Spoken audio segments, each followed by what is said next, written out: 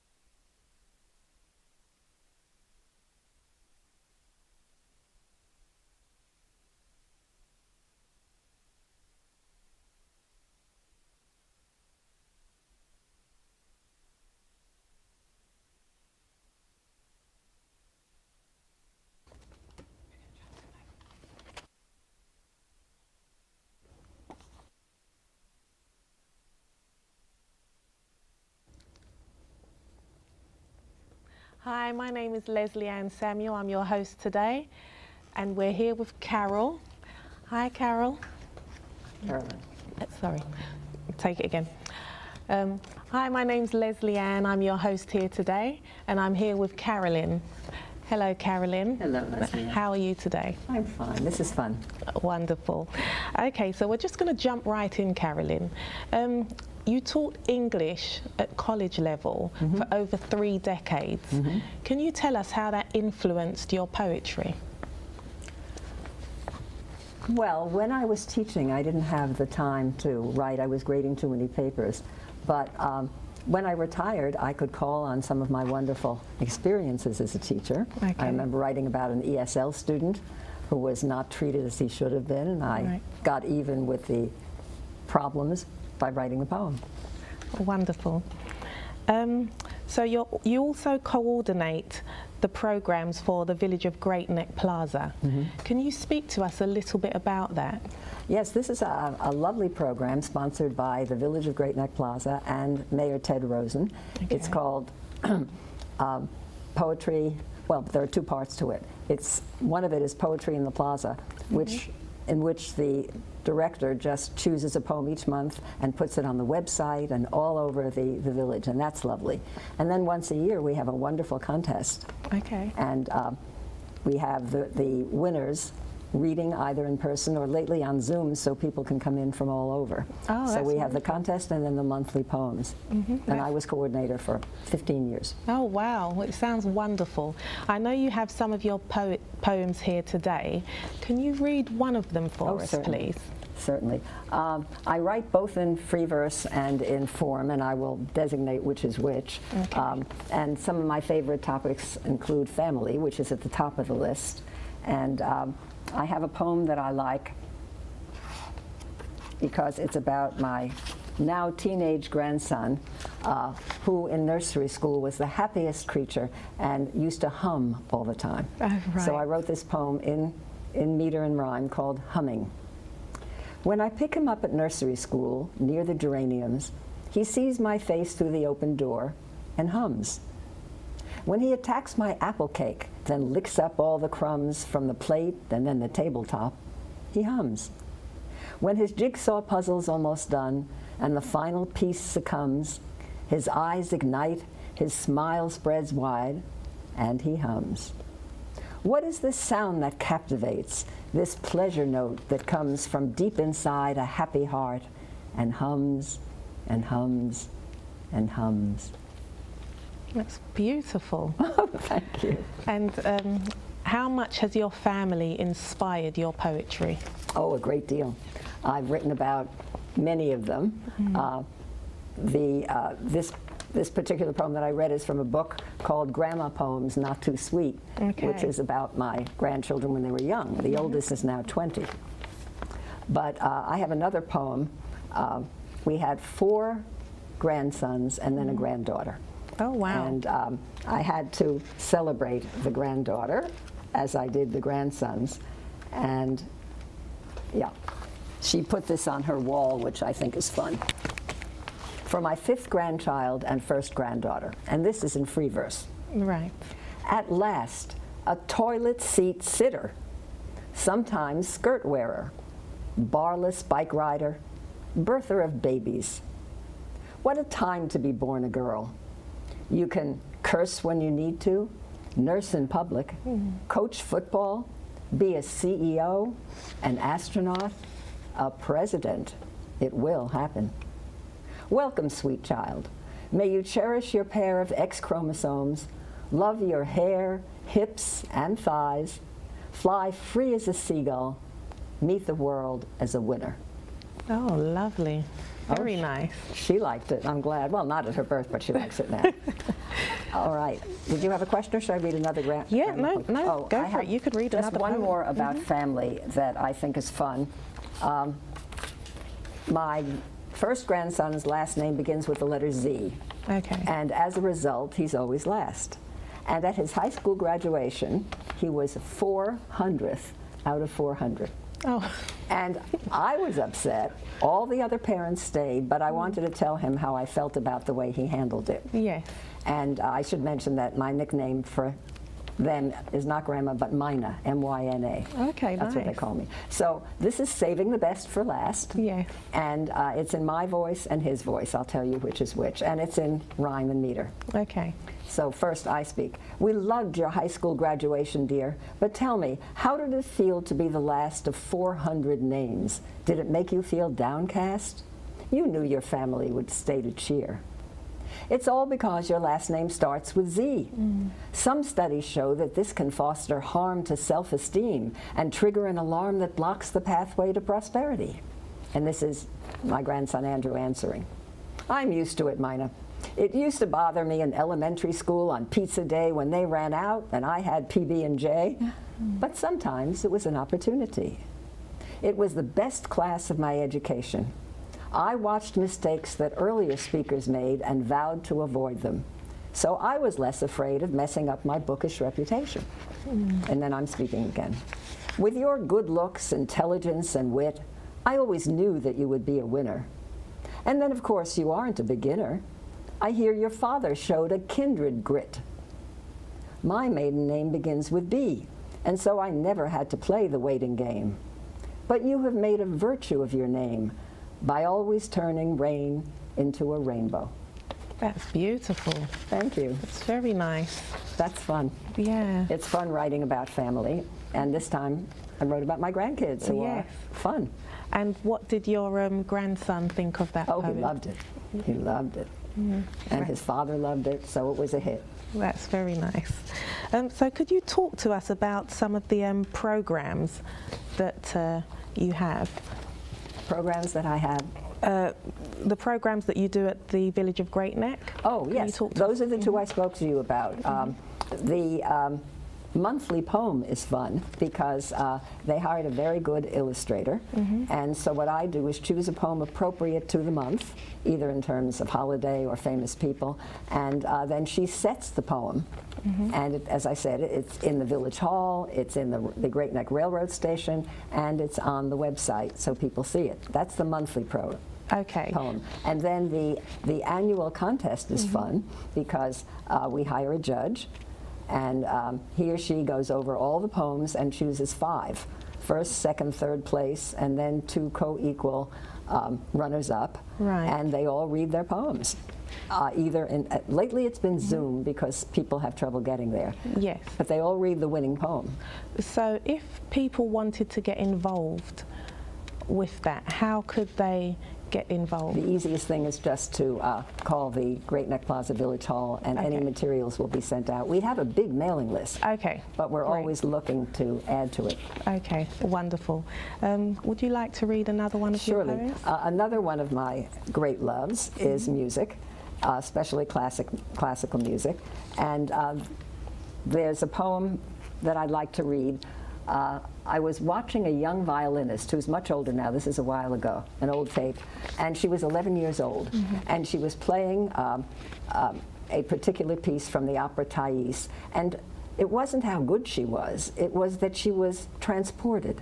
She played with her eyes closed. She was not able to stare and look at the audience. Right. She had to open them frequently to watch the conductor. Yes. But she was transported, and I was absolutely dazzled by her transport. So I wrote a poem called Rapture. And her name is Masha Mershon, and what she played was a solo from Massenet's opera Thais. Okay. So here is Rapture. And again, this is free verse. Eyes closed, lips slightly parted, Masha plays the lovely intermezzo from Thais. Transported. Where? Where does the young girl go? From time to time, she opens her eyes, looks briefly at the conductor, resumes the sweet refrain. Unlike Thais viewing the afterlife, the violinist honors this one, on stage, stroking the notes that lullaby her soul. Eyes closed, she sounds the high harmonic note that brings the traveler home, reluctantly. Oh, that's beautiful. She was wonderful, and it was so lovely to see somebody not ashamed to show her joy when she played. Yeah, yeah. So I got a big kick out of that. Okay, let me just see, because before I go to my next topic, do we have time for one more poem about music? Of course, yes. Okay. You know, we read about the lives of great artists and great musicians, and we find that so many of them, of the lives, were cut short. I mean, from diseases that had no cures at the time. Yes. And one of my favorite classical composers is Franz Schubert, Right. who died before he was 32 years old, one of the Wow. youngest. Yeah. And it always bothered me because he didn't live long enough to see his great music performed, a lot of it. So I decided I was going to ask him to make a curtain call. Okay, this is, let me make sure I have it. There it is. Okay, I should say that he is currently, talk about posthumous fame, he is buried in the Garden of Honor section of the Central Cemetery in Vienna, where he Okay. lived. And he is surrounded by Beethoven, Brahms, and Johann Strauss II. Oh, wow. So here I am talking to him as he takes his imaginary curtain call. And this is in rhyme and meter. Herr Schubert, it has always troubled me that you were cheated of the accolades due the giant of music that you were because you dared to die before you were 32. So I'm calling you now to take a solo bow for all the posthumous fame of your success. That you never heard these glorious notes performed is an outrage, shouting forte for redress. Some enjoyed some of your lieder, but where was the concert hall for your great symphony in C, till Schumann found it 10 years after your death, then Mendelssohn conducted it reverently. Tell all the great composers who surround you, Beethoven first, the one you most admired, that your music is performed worldwide today, led by those your unfinished symphony inspired. Tell them of fans who weep to your Ave Maria, hum to your Trout Quintet, played everywhere now. Give Brahms your thanks. He edited your work. Herr Schubert, we salute you. Take a bow. Oh, that's lovely. Very good. Made me feel a little better. And you have your book here. Yeah, well, this is my newest book. Yes. Travelers on My Route. Okay. And what's funny is most of the people who read it say route these days. Right. So I say route. Not that one is better than the other. Okay, my third favorite topic is Italy. You and I spoke about your We did. appreciation of that wonderful country. Yes. And beautiful. there's, I don't know if you ever noticed this, but when you go to museums and you look at particularly Renaissance and pre-Renaissance paintings, the name of the poet, the name of the painter is not the birth name of the person, because they are known as something else. And the Italian word for known as is detto. Yes. So I thought it would be interesting to write a poem about some of the painters who are known not by their birth names, and the fact that we use a lot of nicknames that surpass birth names too. Yes. So this is called detto. Not, and the free verse, not their names, but what they're called. Girolamo Mazzola, the little one from Parma, detto Parmigianino. Swarthy-skinned Agnolo di Cosimo, detto Bronzino. Jacopo Comin, the dyer's son, detto Tintoretto. Nicknames usurped given names, as they do now. Magic Johnson, Babe Ruth, Lady Day. Children coined cruel names: Four Eyes, Beanpole, Stinky, Tubbs, but also Yogi, lovingly bestowed by friends on my catcher husband Lawrence. Then there are names reserved for family, sibling names shaped by a toddler's tongue: Daisy for David, Sa for Melissa. Pet names tossed between husband and wife, often embarrassing to hear. Old world names for new world grandmas: Nana, Nona, Oma, Abuela. Passwords for insiders who alone can tell the story. That's beautiful. Thank you. Well, detto is an important word if you're interested in art. Yes, yeah. Speaking of Italian words, another one, which I mentioned to you before, and I love the sound of it, is the word sprezzatura. And I'll just spell it. It's S-P-R-E-Z-Z-U-T-U-R-A. No, S-P-R-E-Z-Z-A-T-U-R-A, sprezzatura. And what it means, really simply, there are fancy definitions, it really means making something look easy, even if it's the hardest dance, the most complicated poem, making it look easy. Well, you've definitely made this interview look easy. Oh, aren't you sweet? Thank you. Anyway, so here is, let me see what page it's on. It's in the other one. It's in this book. And let's see. Here, we got it. Okay, I might take 1 second just to give you Sure. Castiglione's definition in the courtier, because his is very elegant. And in English it reads, sprezzatura, to practice in all things a certain nonchalance which conceals all artistry and makes whatever one says or does seem uncontrived and effortless. That's even better than making it look easy. Yes, definitely. Okay, so this is also in rhyme and meter. Sprezzatura. DiMaggio had it, so did Fred Astaire. The dazzle of a sweet swing, the appealing insouciance of a dancer on the ceiling, the absent strain, the unassuming flair. Since what we saw seemed natural as air, the artistry that disallows revealing bewitched us as we reveled in the feeling that we could do it too if we were there. But elegance has shriveled into cool, the fashion model pouting into space, disdainful glances from the clique at school. And accolades for apathy erase the reverence for skill that was the rule, while we sweep up the vestiges of grace. Oh, that's beautiful. Thank you. Okay, so let's see.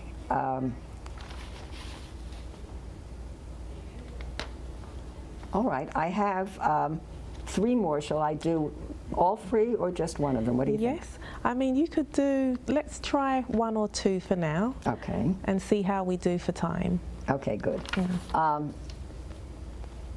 Yeah.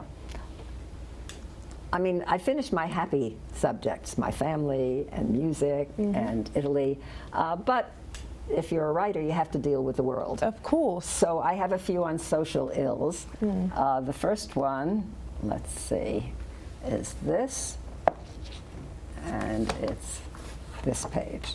Okay, it's called Judgment. Right. And it's in free verse. The shabby man enters our subway car. No life he begins, especially for children. A shelter is no shelter for a child. Mine are 6 and 3. Their mother is dead.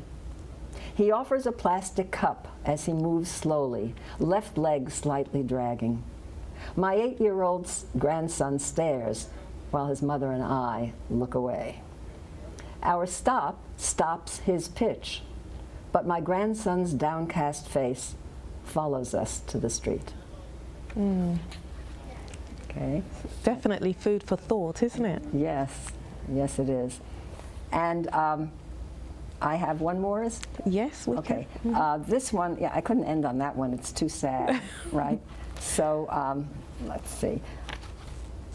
Yes. Most people know Jonathan Swift's wonderful satire, A Modest Proposal, Right. in which when he was dealing with the starvation in Ireland, and he suggested that if the parents ate their children, there would be no problem, right? And that was to show how vicious the government was with Yes. regard to this. So I wrote a modest proposal of my own, not Right. nearly as grand, but mine is about a solution to extravagance and unnecessary show-offness, if there's such a word, among wealthy people. All right, and I should say that in Renaissance Italy, and even before, sumptuary laws, that was what they were called, luxury or sumptuary laws, were imposed to restrict extravagance in dress and social behavior. That was true. So here's a sonnet, end with a sonnet. When Venice published sumptuary laws, the nobles were aghast. How to parade one's station lacking velvet and brocade, and how to tell the eagles from the daws. We need such legislation now because of reigning plutocrats who are afraid that every protest is an ambuscade. We need an edict that will give them pause. I offer not admonishment, but tweaks. Raccoon instead of sable, cheap Bordeaux, 9-carat gold with zircons, no antiques, 3 bathrooms in a penthouse, escargot with beans instead of cognac, roasted leeks. So simple to improve the status quo. Bravo, bravo. Thank you. Well, thank you very much for coming in today. You are so welcome. This was Thank fun. you. I'm glad you enjoyed it. I do. Thank you. I'm your host, Leslie Ann Samuel, and we're going to go across to our next segment now. Thank you.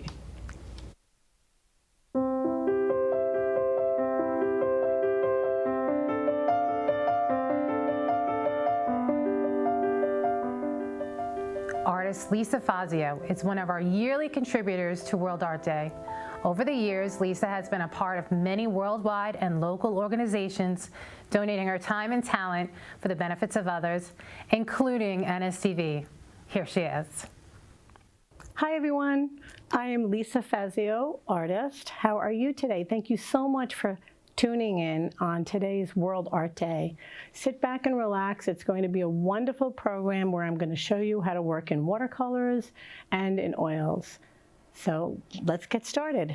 So for the first part, if you are a novice or if you are an experienced artist, these are going to be great tips that you can take with you.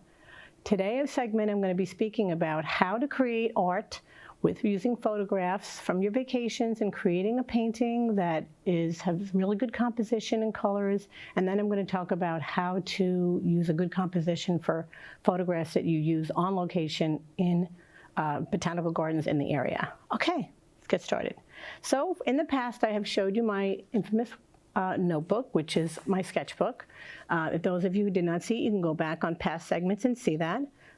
This is a Moleskine watercolor sketchbook that I carry. There's different sizes that you can have. And today I'm going to be featuring the flowers that I have here. Throughout the segment, I'm going to be referring back to here, the sketchbook and my iPad. So when you go out sketching on location, you want to make sure that you're carrying a little bit of a watercolor palette or whatever it is that your medium would be, which would be, let's say, colored pencils. You can carry with you a little bit of an ink pen. We've talked about this in the past. You load the ink before you go, and you start that process. So I will show you a little bit. Here's the sketch. If you can see, this is the sketching part is done in ink here. And then the watercolor part with this little palette I take with me is for the inside part. Some of it I do on location, and some of it I do after when I get back into the studio. But this is how I create the composition to create then a larger painting. Now, when you go out traveling around, this might be too large of a book, and they do sell ones that are smaller. So you'd want to decide what it is that's easy enough for you to travel with. This is one that I carry locally, and again, I have showed this one to you in the past. This is all little special spots on Long Island. So this is Planting Fields. This is Cedarmere. So these are all different places on Long Island that I have drawn in here. And this doesn't take 2 seconds. This takes a while. I might go back during the different seasons. I will start my sketch, let's say now in spring, let it wait its course, and then I'll go back next spring and then maybe finish it. I never want you to feel like you need to be rushed. This is all about you making marks on the paper about how you feel about the location where you are at. Okay, so that's a good way to get started, is you just grabbing a sketchbook and a pencil, some inks, some watercolor, and getting started with that. Another way we do it is if you go and you take your photographs that you have. So this particular client had gone to Japan, and they said they wanted me to create a Zen garden. I've never seen a Zen garden in Japan, but they have. But they wanted 5 elements in the painting, and they wanted me to create a fantasy painting, let's say. So there are many things that you can do on your iPad, and you can download Procreate, which is a wonderful app that's similar to Photoshop, except it's a little bit more user-friendly. So in this is one concept where you take your photograph, if you could see this, you take your photograph and you inlay it in. See, you can kind of see that. Great, thanks for the close-up. And I got to flip the building, so I wanted to create a certain type of reflection.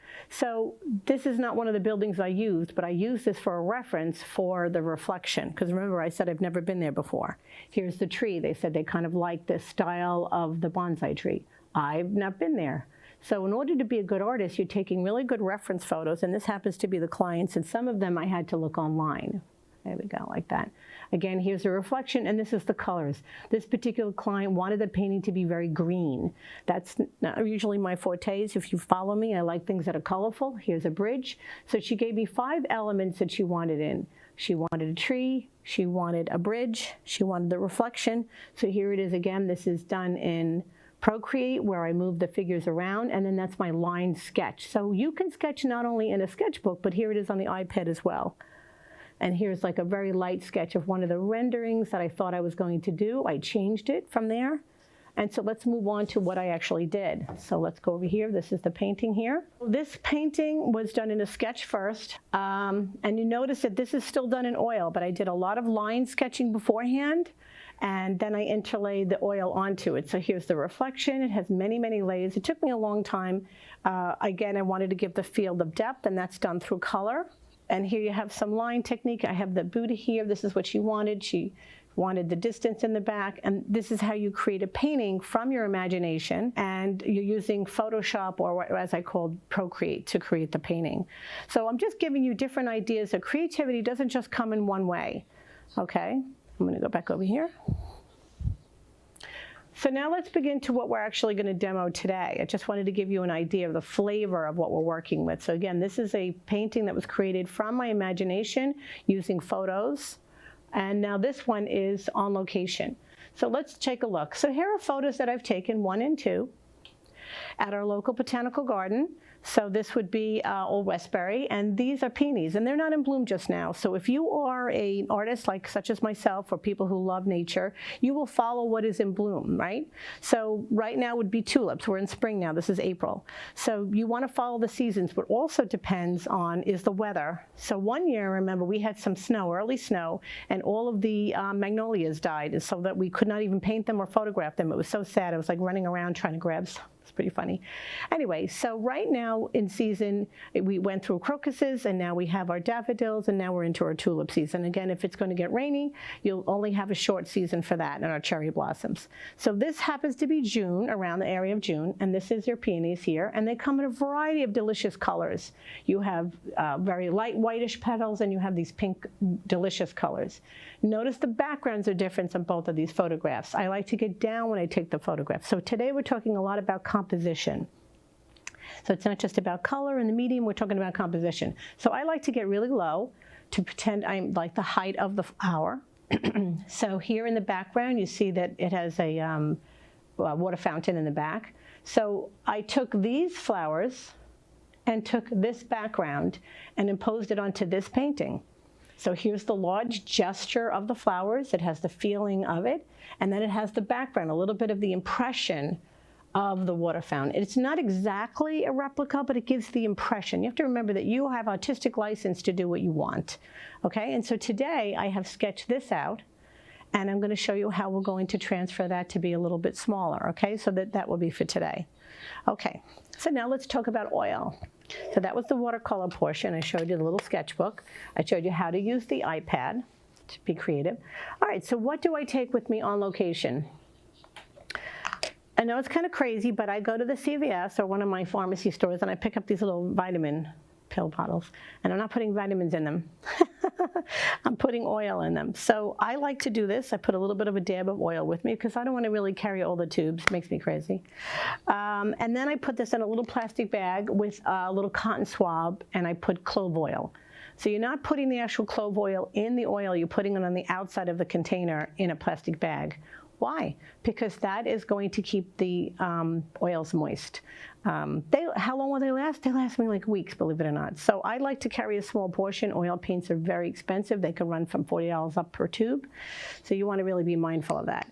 So what else is this? This is our handy dandy tissue paper that you get from Home Depot. This is, or any kind of really high ply paper. This is a paper towel. These are great to have with you. And then of course our handy wipes. I like to use wet ones because this is oil painting. I'm kind of crazy wearing an all black outfit and fancy jewelry to paint in oils, but I promise not to get it on myself. Then you're gonna have your run-of-the-mill brushes. I'm a flat brush painter, so I like to just grab a couple of these, 2, 4, 6, 8 of the different numbers, 12. You have to find what's comfortable for you, but I really work well best in this. And of course, one of your signature brushes, something tiny like this, so to do your branches with that. What else do you take with you? You need a palette knife because you have to take the paint out and put it onto your palette. Let's talk about the palette. This you can pick up at your local arts and crafts store or Michael's. This is a palette sheet. It is gray. I do like to do a neutral tone. I pre-mix the colors, kind of cheated a little. I shorten the time by maybe pre-mixing some of the colors and then doing keynotes, they call it, on location. So everybody knows that when you're watching a beautiful sunset, all of a sudden the colors change too quickly for you to put them on canvas. So I find the trick is to just kind of pre-mix them a little bit. And only because I know my subject, I mean, if you're gonna do flowers, you don't really know like how white is the white going to be. So I'm gonna just estimate, get what I'm saying? Okay. The other thing I have here is my little holder for my brushes. And then this is my terp. You wanna make sure you get a good terp cover, and everything is, again, a Ziploc bag. Your easel, and then your canvas is ready to go. Okay, so for today's, we're going to be working with our sketch here, and we're going to be working with this photo here. So I think to make this a little bit different, I probably will do a combination of maybe the blend of the two colors. Again, I have artistic license to do whatever the heck I want. So let's begin. So I'm going to dip into my brush here, into my terp, and a lot of people like to start with the sky. That, I guess maybe that's a watercolor thing. So we're going to apply the brush strokes on here. A lot of times when people will start working, they will put a very light coat on. There you go, you got me. Thank you so much. So I'm working almost like a dry brush, so I'm not really dipping back into the turpentine. I'm just putting in this color wash. I can come in, add another color, dipping into my white. So I have here my mixed area here, and then I have little dabs of color up here in this well area. When you put the cover on, everything here kind of gets smushed. This doesn't, obviously it's set back. So I'm just applying the colors here, and on the horizon is usually a little bit lighter, so I might add some lighter blue here. And the brush is tainted with the color that I had on previously, so I'm aware of that. So I'm not going to dip into my turp to do a clean wash until I've done a color change. So I'm just giving it a background, and I always make this joke every time I come here that I'm squinting my eyes because I love Botox. No, because I am looking at the color value. Everyone's probably laughing. Okay.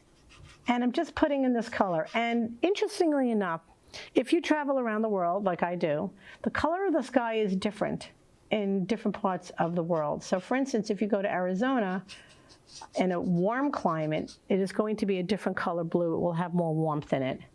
So we live in Long Island, and this is a cool blue, in my opinion, in the sky. What kind of oil paints do I use? This happens to be King's Blue, which is a favorite blue that I use. This is Williamsburg paint. I use all the different paints. It does pay to buy quality paint, especially when you're buying the white. Why does that make a difference? Because it can be tacky. So I'm just going to throw in this color here so that you can see that's now the background. I can go back in with oil painting and wash it out. Not a big deal. Let's see. Let's just make it cleaner looking.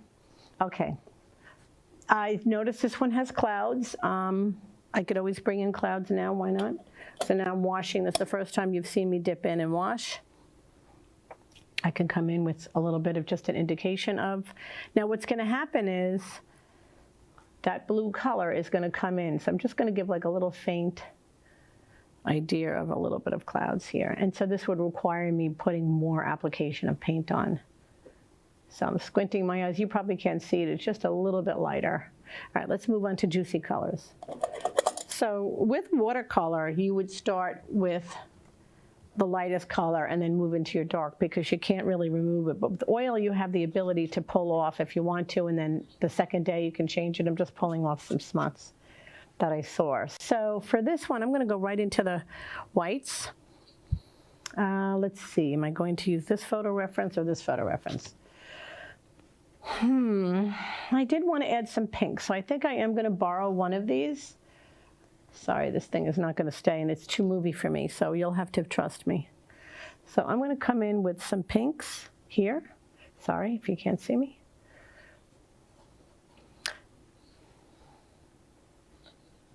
So I'm just going to come in here with this pink tone. I'm going to put this palette down so that I can hold the photograph so it's easier for you to see what I'm doing. So I have to figure out which flower am I focusing on. So the way it works in art world, everything that's closer to you is usually warm, and those things that are further away are cooler. That's just the rule of thumb. All right. So also the colors are more brilliant the closer you are. So I'm going to bring in this brilliant pink, and I have to remember the story of what it is. Why did I pick the photograph? Why did I pick this flower? I wanted to pick the gradation of different pinks in here. So I have to make sure that I keep the petals to be different color shades of pink. And I like when it is sort of that tie-dye look where it fades out.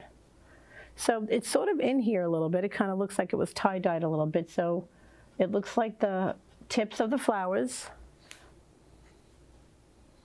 are this darkish pink. I guess I'm not really picking a specific one because this is the drawing of that flower, because I wasn't sure what I was going to do today. But remember, I have artistic license to do whatever I want. So I might do this pinkish one here and then maybe go into the lighter tones. So just as in cooking, where each time you make the recipe, you get to change it a little bit. So I could have copied the same exact thing and showed you, but why do I need another one? Why not do something a little different. So just as when you put your clothes together, you're not always going to put it together exactly the same, right? It's a different day. So why should I do that with painting? Okay, so now what I'm going to do is I have to paint a little quicker because I just see we have halfway done here. I'm going to come in with a lighter color. So now I'm coming in with this kind of peachy tone and adding some white to lighter color to it, so it has the two tones. So I'm going to just paint and show more because I want to make sure I have a decent amount on here for you to see. So here's that lighter tone. This is what makes the picture uber delicious, is when you have more than one color in each petal. Okay? And again, I'm squinting my eyes and I'm deciding how much am I going to blend and how much am I going to leave in that fresh stroke. That's sort of my forte. This is the petal that's in the front, so I'm just going to refer to my photograph. So in this one, it has a shadow. That's the shape of this one here. And are there any petals? Here's one that's similar to it. So if I'm squinting, it looks like this is lighter in the back because the sun is hitting on it, and this is darker in the front. See how you do that? You're improvising on the spot. It's sort of like in the morning when you get up and you realize that shirt you put on just doesn't look the same anymore. You're improvising. You don't, people will say, oh, I'm not really an artist. You are making decisions all day long that, in my mind, are sort of creative. Okay, because this is about making decisions, right? All right, that looks pretty good. I want to make sure I have petals that say I'm different petal. So again, I'm squinting my eyes. So this one we said would be in a cool. So that's going to be, I'm going to add some more of a, I'm going to see what this looks like. Now also, you don't know what the color is going to look like until you put it next to it.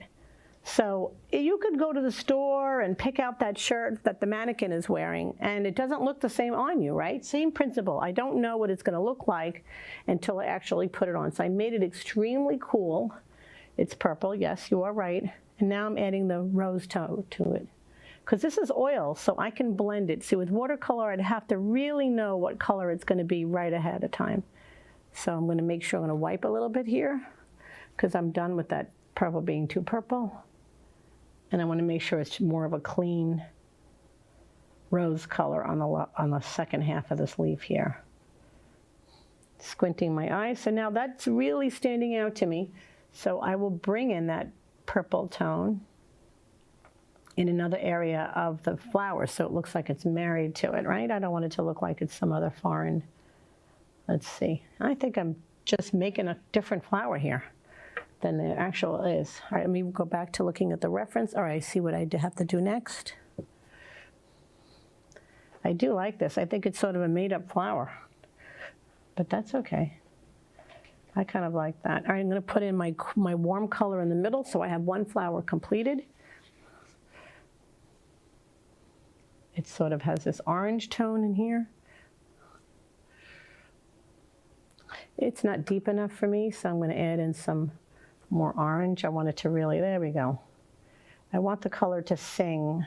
Again, I'm squinting my eyes, and that's the center. Again, it doesn't pop enough for me.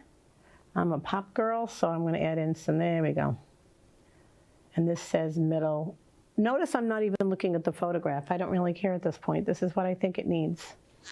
Boom, that looks good to me. And now the only thing I might want to do, because I really love that, I might add in that light tone. Again, squinting my eyes in other parts of the flower. This is me improvising. I'm not looking at what it says it is. If I wanted it to look like the photograph, why don't I just keep the photograph? You get what I'm saying? I want it to look like something I created. I'm blending it off, so it makes sense. I'm kind of using the bend of the flower to determine, and that looks fine to me. Pretty, right? I think that came out good. I'm adding in some light colors.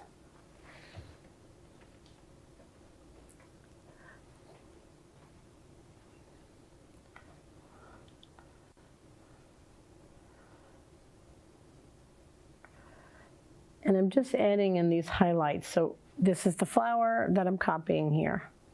So I started out with my lighter color, And again, I'm still using the same principle of squinting my eyes a little bit. This is going to come in with these purple tones. That's a little too purple for me. And I will do this, smush it together. So this is kind of making a melon color. Pretty, right? Yeah. Pretty. A melon color.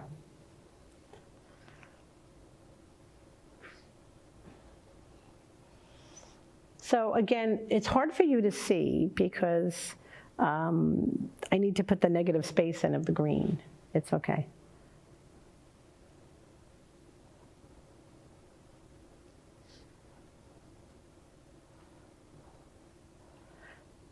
Again, I'm squinting my eyes because it helps me with color value. It's very pretty. So I'm looking at the family of here to here. Wow, I'm taking so long to paint this.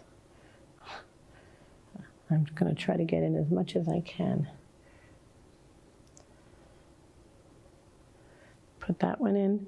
Well, what takes the longest is the color variation that I keep putting in. It's going back and forth and back and forth.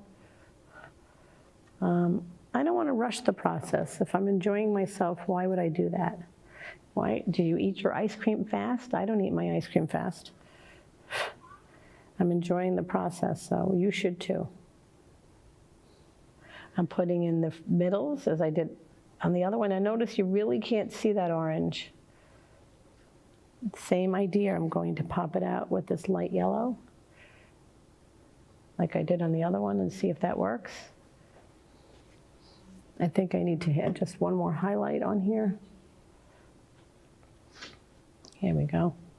I'm going to put in some green now, because you're dying for me to do the negative shape. So the negative shape is the shape around, oh boy, that's really dark. I don't know if I wanted to go that dark so fast, but okay. You can use your turpentine and just pull that color out. So let's do some negative painting. Wow, 4 minutes. Okay, here we go. So I'm thinking light green in some areas and dark, and so you need to think, is the sun hitting this spot or not hitting this spot? Let's see how much of this I can get in. This is a yellow-green. Definitely is in the background because this would be where the sun is hitting the most. As a general rule, people don't usually like to do warmth in the background. Remember I said to you that warmth would indicate front. So I don't want to bring that color too far back. And now this is that negative space I was telling you about. So now you'll be able to see it a little bit better. Some people like to paint in the negative space first, if they're not sure. I want to put those stems in, so let's just continue getting this green off of my brush. Negative, some of these stems, I'm going to make them brown. I don't know if they do have sort of a brownish tone. Again, you can refer back to one of the photos I have up there. And because I am designing the painting, I get to decide where these are according to what I'm feeling at the moment. So I really love these little baby buds here. I don't want them all to be in a line. And also not everything is green. Sometimes there's other colors, so I'll be popping other colors in here. So I'm just thinking of the negative shape, the shape going across. Kind of cool, isn't it? So I'll try to put in as much color as I can so that you have an idea of how we do this. And you know, outside it might be a little windy, there might be people. I was painting outside yesterday. It was a beautiful day, and people are stopping to ask questions. Relax, enjoy the moment, you know? And if you can't finish all of it on location, you just finish it back in the studio.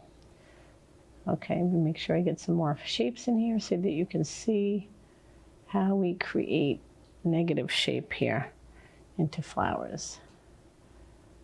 Is it looking like something to you?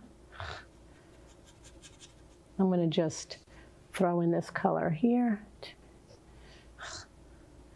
So you would just continue to keep layering this, putting in your lights, putting in your darks, and you would take your time, like making color decisions along the way. Notice you can't really see this, but I'm squinting the whole time as I'm sitting here. And this one is just going to be more of a pinkish tone flower. This is really pretty. Again, I didn't want to create another exact replica of the other painting. I love the shapes. I'm going to add in that deep pink again. That was I think I fell in love why I like the other one. Yep, here we go. I like that. So it's about color harmony within the whole thing. You wouldn't put, you know, a Christmas outfit on the top of your body and a Halloween on the bottom for your pants. So you want to make sure that it has some harmonious blend together. And you have a little bit of artistic license as to what you want to do with that, you know? Again, I'll do the middle here. Not too orangey. I'm not at Halloween here, Lisa. Not too orangey, but just indicating that it's a little bit more bolder. I'm just squinting my eyes again. There you go. I think once you put middles in, somehow that looks like it puts it all together. All right, I know I don't have enough time to finish all of this, but this kind of gives you an idea of where you want to start and where you want to end. So I hope that you found this segment to be inspiring. I just want to say that you can take your ideas through creativity, through the camera. Your iPhone is a wonderful tool. I mentioned too that you can use the iPad and start doodling on that. Your sketchbook, begin to journey through that as well. And that doesn't always have to be with shapes. It could also just be with words. Creativity doesn't come in one form. So for today, I'm going to leave you with this. Just get out there and get started. If you get stuck, I'm going to be doing demonstrations throughout the year. You can follow me on lisafazioartist.com, on Facebook, Instagram, TikTok. I'm on social medias. I hope you come and join me. I hope you feel inspired. With this, it's a good day to be an artist.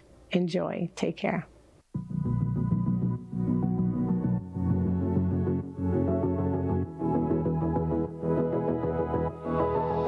Mark Boudreau started this in the back of the First Contact bookstore that was run by a woman, a friend of ours named Claire LaPlaca, 13 years ago.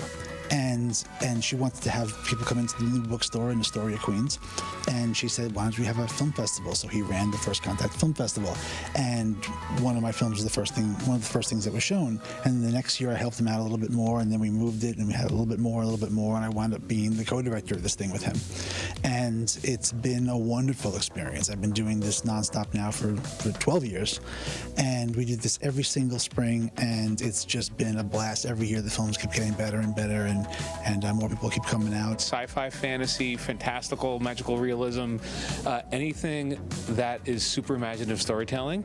It is at Smod Castle Theater in Atlantic Highlands. It's the theater of Kevin Smith, so if you're a Kevin Smith fan, this is his movie theater. So we're here every year the weekend after Mother's Day.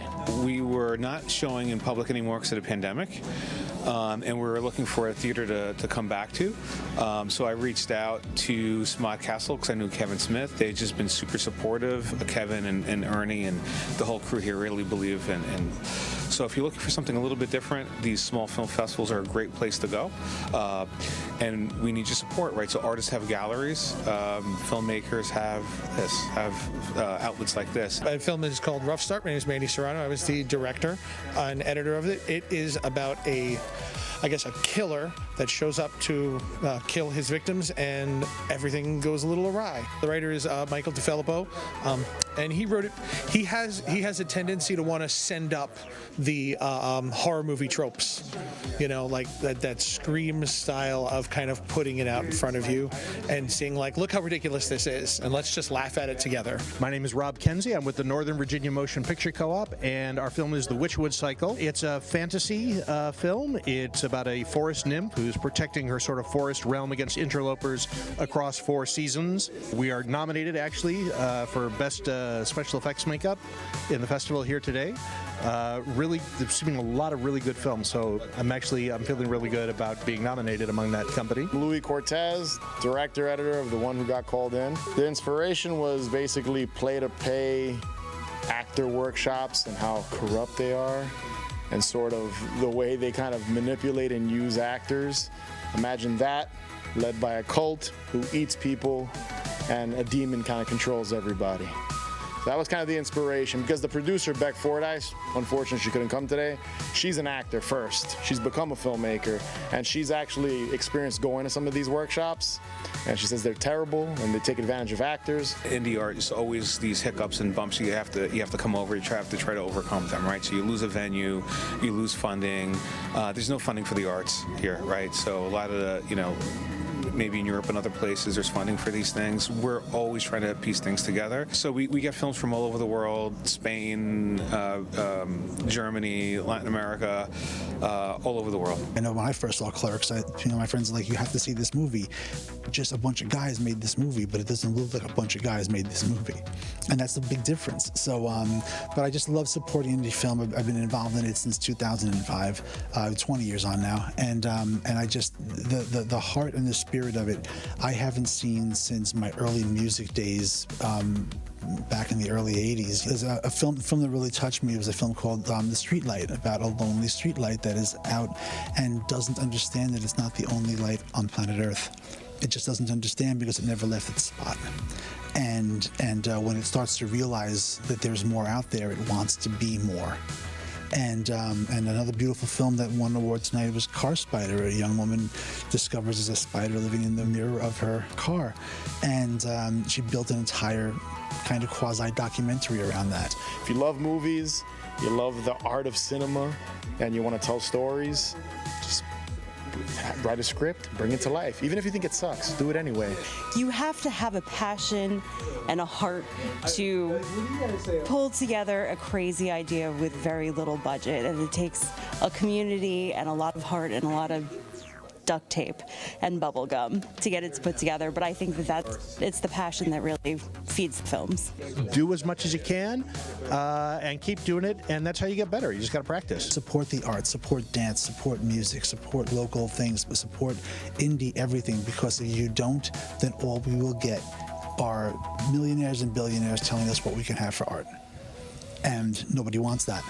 So if you don't support it, it's not going to work. So you have to actually go out there and physically be there and enjoy these things, and support the filmmakers and support the musicians, support the dancers, support the arts.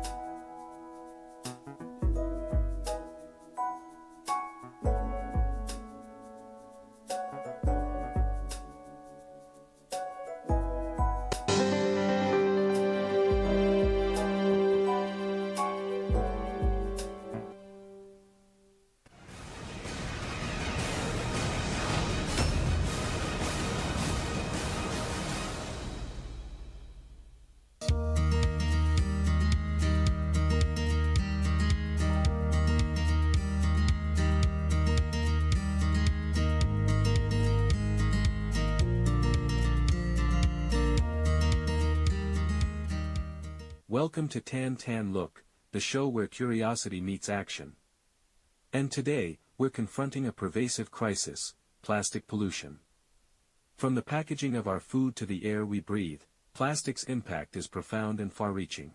Did you know that every year, approximately 19 to 23 million tons of plastic waste leak into aquatic ecosystems, polluting lakes, rivers, and seas?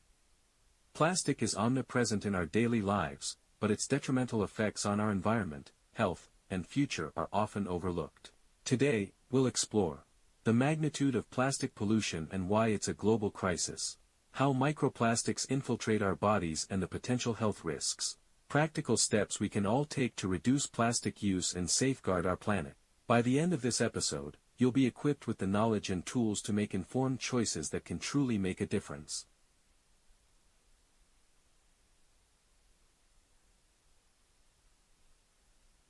Let's dive in. Plastic production has surged dramatically over the past few decades. In the 1950s, global production was about 2 million tons annually. Today, we produce around 350 million tons of plastic waste each year. Alarmingly, a significant portion of this is single-use plastic, designed for one-time use and then discarded. Consider these staggering facts: approximately 0.5% of plastic waste ends up in the ocean, equating to millions of tons annually. A plastic bag, used for just 15 minutes, can take over 500 years to decompose, persisting in the environment for centuries.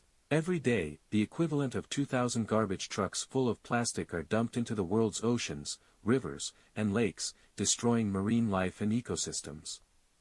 Plastic pollution isn't merely about litter, it's a systemic crisis impacting every corner of our planet. Plastic wreaks havoc on wildlife, ecosystems, and even the air we breathe. Marine animals often mistake plastic for food, leading to starvation, internal injuries, and death. Over 1 million seabirds and 100,000 marine mammals die each year due to plastic ingestion or entanglement. Microplastics, particles smaller than 5 millimeters, are now found everywhere, from Arctic ice to the deepest parts of the ocean, infiltrating entire ecosystems.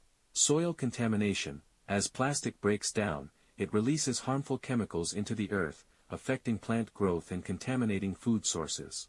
Air pollution: burning plastic releases toxic chemicals such as dioxins, increasing the risk of respiratory diseases and contributing to climate change. Plastic pollution is an urgent problem.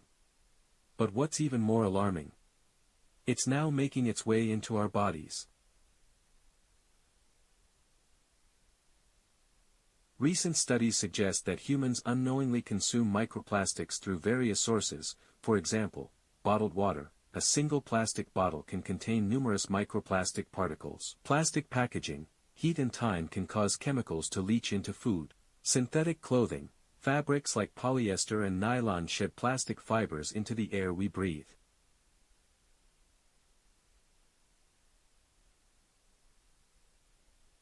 Plastics contain harmful chemicals that can disrupt the body's natural functions.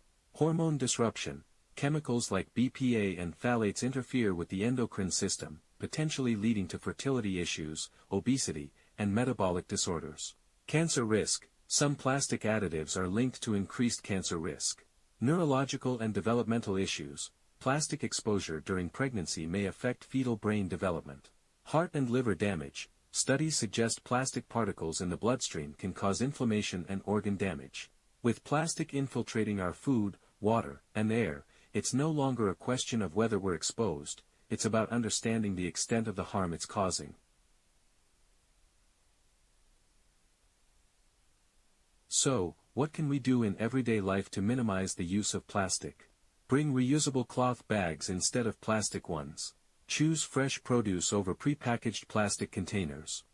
Store food in glass or stainless steel containers instead of plastic. Carry a reusable water bottle instead of buying plastic bottles. Bring your own coffee cup to avoid plastic lids. Many companies are shifting towards biodegradable alternatives. Support brands that prioritize sustainability. The U.S. has banned microbads in personal care products, but stronger laws are needed to regulate single-use plastics. Advocating for policies that reduce plastic production and improve waste management can lead to systemic change. By making conscious choices and supporting sustainable practices, we can collectively reduce plastic pollution and protect our health and environment.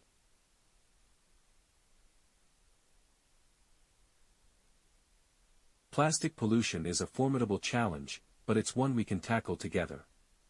By understanding the impact of plastic on our planet and health, and by taking actionable steps to reduce our plastic footprint, we pave the way for a healthier, more sustainable future.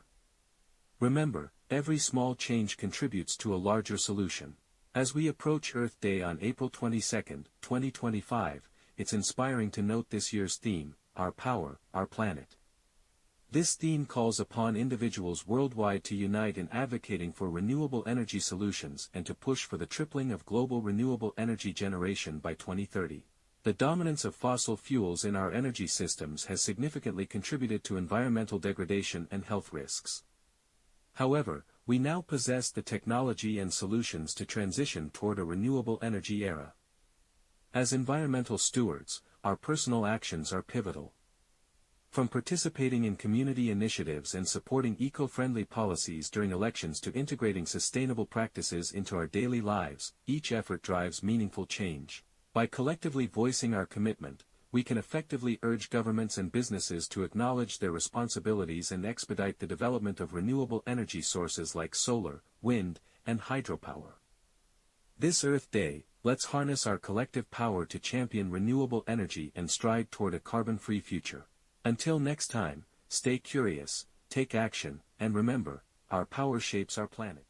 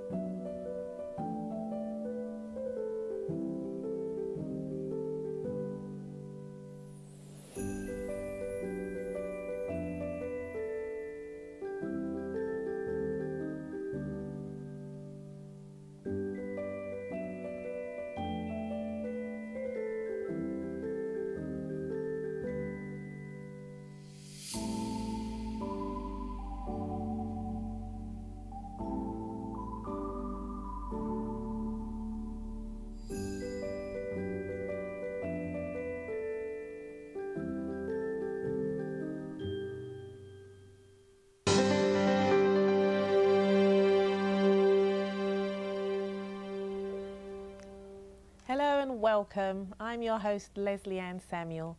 I'm here today with Patty El-Hayek. So let's have a little background information on the Huntington's Arts Council. What is the Huntington's Arts Council? The Huntington Arts Council is an arts council in Suffolk County. We've been in existence since 1963. We are primarily an advocacy and support organization for artists and arts and cultural organization. We're also the official collaborator with the town for arts and cultural events. And since 1979, we have been the New York State Council on the Arts regrant site for Nassau and Suffolk County, and we are still the primary state-funded, state-fund regrant site for Nassau and Suffolk County. Okay, and how did you get involved in that, Patty? With the Huntington Arts Council? Yeah. Well, I'm an artist myself. I was also a teaching artist. I was also a grants coordinator. And a few years, maybe almost 10 years ago now, no, actually, yeah, almost 10 years ago, I guess, I met my now husband, and he lived in Westbury. He's a jazz musician, and we decided to become part of another arts council, and we started coming out here a lot. I lived in Queens, and we started coming out here a lot to Long Island and getting to know all the arts councils in the area. And Huntington, the town, I loved it. It was always amazing. It's such a rich in arts and culture. Yes, it is. And I loved the mission of the Huntington Arts Council. We do have programs, but we don't do programming. Okay. So we have very specific programs like the education program Journey. We have our exhibition program, of course, in our gallery. We have the grant program. We have professional development. So it was really more about, like I said, supporting artists. And I felt as an artist myself, that was something that was really needed. That's excellent. The arts aren't just about creativity, they're also an economic engine for Long Island. Can you talk a little bit about how the arts contribute to the local economy? Absolutely, and as a matter of fact, Long Island Arts Alliance just did an amazing study about the specific impact the arts and culture experiences have on the Nassau and Suffolk County economy. So everybody should really check that out because it's amazing. It's on their website. But specifically, so something that everyone should know is that Nassau and Suffolk County only receive 3% of all New York State's arts and cultural funding. Oh. Which is not a lot. So arts, a very simple example of how it drives the economy is whether someone is from the 5 boroughs or from Nassau or Suffolk and they go out to an experience, right, out here. They'll go to an exhibit or they'll go to a concert or they'll go to an arts festival. They don't just go to that place. They don't just buy that ticket just for that event. Right. After the event, maybe they'll go to dinner. Maybe they'll go shopping. Yeah. So I believe, and you'll have to check the website, the Long Island Arts Alliance website, but I believe that there's a range of spending for people in Nassau and Suffolk County when they come out specifically to an arts event between $30 and $60. Right. They will spend in addition to what they spent going to the event if it's a paid event. And they spend it in the town where the event is. So the merchants, the restaurants, the stores, they're all benefiting from any arts and cultural activities that are going on in their town, which is a great question. I'm so glad you asked that. Definitely. Very good. Why do you think it's so important for Long Island communities to have access to programs like these? Well, besides the obvious one that the arts help enrich our, our lives. They're a means of expression. They're a means to learn through learn literacy and math and core core subjects through the arts as well, and also assist with our mental health. All of that. It is also a fundamental. I mean, as an artist myself, I know this to be true. Creativity is a fundamental part of our existence. Yes. As you go back as cave paintings, leaving your mark, on the wall, everything is creativity. So something that is so fundamental to being a human being, is important. It's not just about making time for it. It's about finding it everywhere. So by being able to fund artists and fund arts organizations for the work that they do, we are giving them access, we're giving the community access to all that range of experience that the arts can give you. Yes.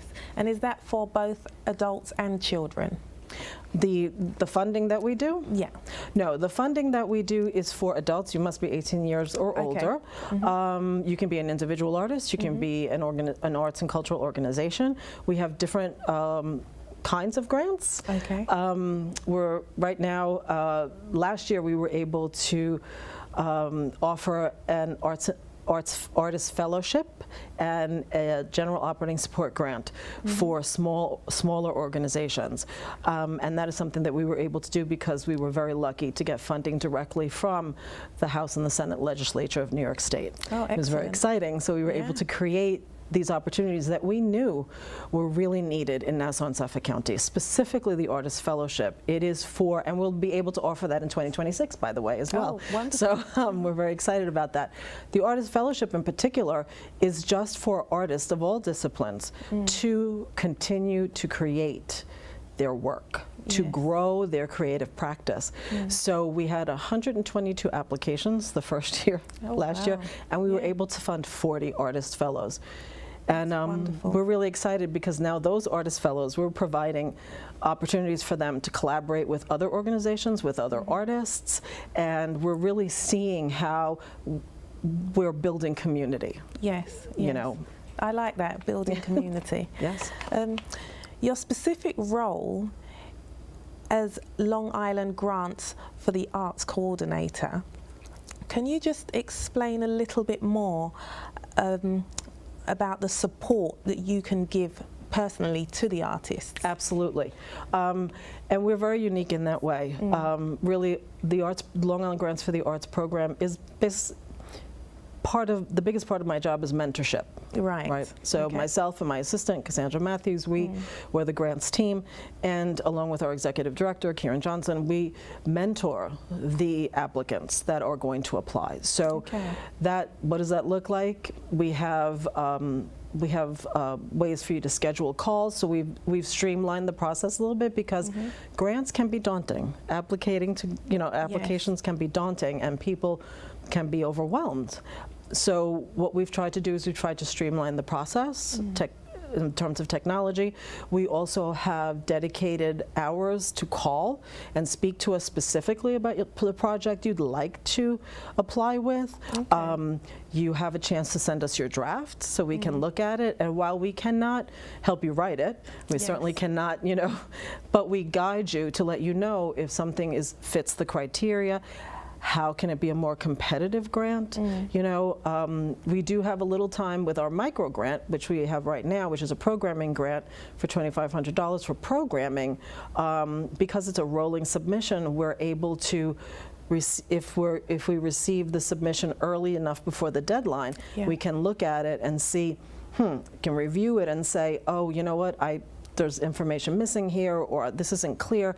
Go back to the applicant and say, hey, these are our suggestions. If you would like to tweak it and resubmit it, we'll hang on to it. When you send in the new one, we'll replace it, and we'll move it forward to the panelists who actually make the funding decisions. So it is a very hands-on process, and it's not found in other grant opportunities, not many. Yeah, but you do take the artists step by step through the application process. Pretty much. I mean, we have a really robust website that, thanks to our marketing director, Maureen Starr, we have an amazing website that really gives you all of the information you need to get you started. Yeah. I always say I've never been accused of not giving enough detail, sometimes too much. But once that's their first stop. And then from there, we help them. That's wonderful. So can you share a few success stories from the artists or projects that have made a meaningful impact? Wow, there are a lot, obviously, as you can tell. I think I think, first of all, just generally speaking, when we are administering the statewide community re-grant program for the NYSCA, for New York State Council on the Arts, we do give out arts education grants in schools, which is fantastic because many of these grants do teach core skills, core subject skills through the arts, which is amazing. We also have so that's direct impact, right? You can see it with the students and everything. And some of our grantees from that particular program have been doing this work in schools for decades. So it's an amazing collaboration between the administration, the district, and the individual artist. We had, when we started the micro grant a couple of years ago, we had a filmmaker who was the first, Kevin Lopez. He's a filmmaker, South Shore Films, and he was one of the first micro grant awardees. And we noticed after he won that grant, and of course with all our media posting and his postings and all of his sharing of the fact that he was one of the first recipients of the micro grant, we began to get filmmakers all over Long Island. That's very good. Where we were like, we didn't even realize there were these many filmmakers all over Long Island. And of course, subsequently, we have funded quite a few filmmakers. And it's really made a difference for them because it has really enabled them to screen their films in theaters, to bring, their vision, whether it's a documentary or a feature film or a short, to the community. So I think those are two examples of some really places where we saw a really immediate, clear, deep impact. But there are so many. I mean, everyone benefits from the very good programs that we fund. So the demand is clearly there. Oh, the demand is absolutely there. We give out, historically, we've given out anywhere from, we've on average, anywhere from 150, about 90 to 150, grants per year. But last year, we gave out 126 just in 1 year because of the Artist Fellowship. So, and now the applicants are double that. So, the applicants, the demand is there, and we always say, even though we know the need is there and the demand has grown, right, historically since 1979, people still don't know about us, which is why I'm here. So we really encourage all artists, arts organizations, arts and culture organizations to apply. A grant is not a guarantee, but it's kind of like the lottery. If you're not in it, you can't win it. Right, exactly. Definitely. So, you have to apply, show the needs so that, again, our funders, the state, see that there is a tremendous need in Nassau and Suffolk County, and they will hopefully rise to meet it. Okay. And lastly, Patty, is there anything else you'd like to add? Apply for a grant. Apply for a grant. You may not get it. That's okay. You will gain skills. You'll gain knowledge. We also do professional development for grantees. We do professional development for all artists, by the way, and all arts organizations. Also, you can find that information on our website, huntingtonarts.org. But in terms of the grant process, we do skill building workshops where you learn skills that not only help you with our grants, but can help you with other funding sources. So, just being aware of what we do and being a part of it will absolutely, help you to get that support that you need. And what kind of skills would you be? So great, I'm glad you asked. So in particular, community engagement is one example. So community engagement is a really is found in almost every grant application for programming, right? What is your community engagement? What are your community outreach strategies? This can be very difficult definitely for individual artists, but for organizations as well. There's organizations that are trying to grow, obviously, and sustain their audience. How do they reach out to the community to do this? So we just had a skill building session this week that actually was open to everyone, and it's free. It was at our gallery on Main Street in Huntington, and I had a panel of amazing former grantees that have really all scored very high on their grants for community outreach. I had a teaching artist who worked directly with the schools and was talking about community outreach in terms of the school districts and all of that. And I had a grant writer who's written grants, and her specialty is community outreach and strategies. Okay. And also I had the director of the biggest food pantry in Nassau and Suffolk County that does arts programming. Yes. And talking about how she finds artists and who she likes to collaborate with to do the programming for her community. So, and it was amazing. It was a great night. And everyone really walked away with some really important information that I know is going to find its way into their grant proposals for 26. Yeah. And just for my knowledge, what are some of the strategies that you guys use Wow. to reach? Well, collaborating with other organizations. Yes. Collaborating with building relationships, really. It's about building relationships with the community that you wish to engage. Okay. So, for example, people always think, well, arts and culture is one thing, social services are one thing, government entities are one thing. When it comes to art, they all can collaborate. Yeah. So one of the first initiatives that I really wanted to start when I first started this job was to start making connections, really more connections. We already had them, but more connections between service organizations and community organizations and artists and arts organizations. Because let's say you're trying to reach youth, you're trying to reach kids. Do you have a relationship with a school? Do you have a relationship with a community organization that works with a youth group, right? Because if you do, now they know you, you know them. You can ask them, what kind of programming would you like? Yes. Yeah. What do you need? And you can tailor it to what their community is looking for. So something like that that's really personal and getting to know everyone, the communities that you want to engage with is really important. That's wonderful. Well, Patty, thank you so much for coming on the show today. Thank you so much for having me. Thank you. I'm your host, Leslie Ann Samuel, and we'll be back with another segment. Thank you.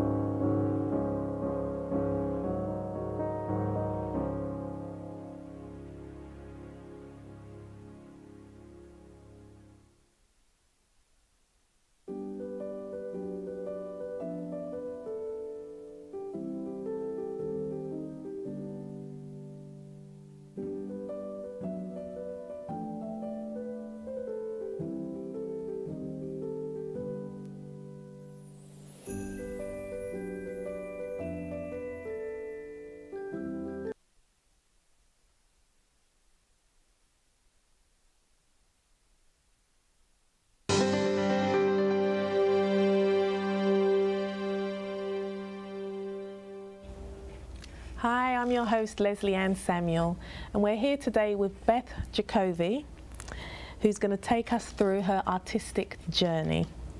Beth, talk to us a little bit about Dance Visions New York and where your roots stem from, your artistic roots, that is. Okay, sure. So Dance Visions New York is a company I began as Dance Visions in 1990. Okay. So it's been around a while. We do both the authentic Isadora Duncan work, the repertory, and the technique as passed on to by my mentors. but in addition, I have that creative urge to create my own works. And so it's about half and half of the traditional Isadora Duncan work as well as my own works, and at times other dancer choreographers in the company. Okay. It was something that I've always wanted to do. So my own roots stem from studying Isadora Duncan dance back when I was a child with Julia Levine, who taught locally in Far Rockaway, where I grew up. And later she brought in Anna Duncan, who was Isadora's adopted, one of the Isadorables, one of the adopted daughters, to work with a group of children, including myself and my two sisters, in Rockaway. Actually, often the classes were in my house.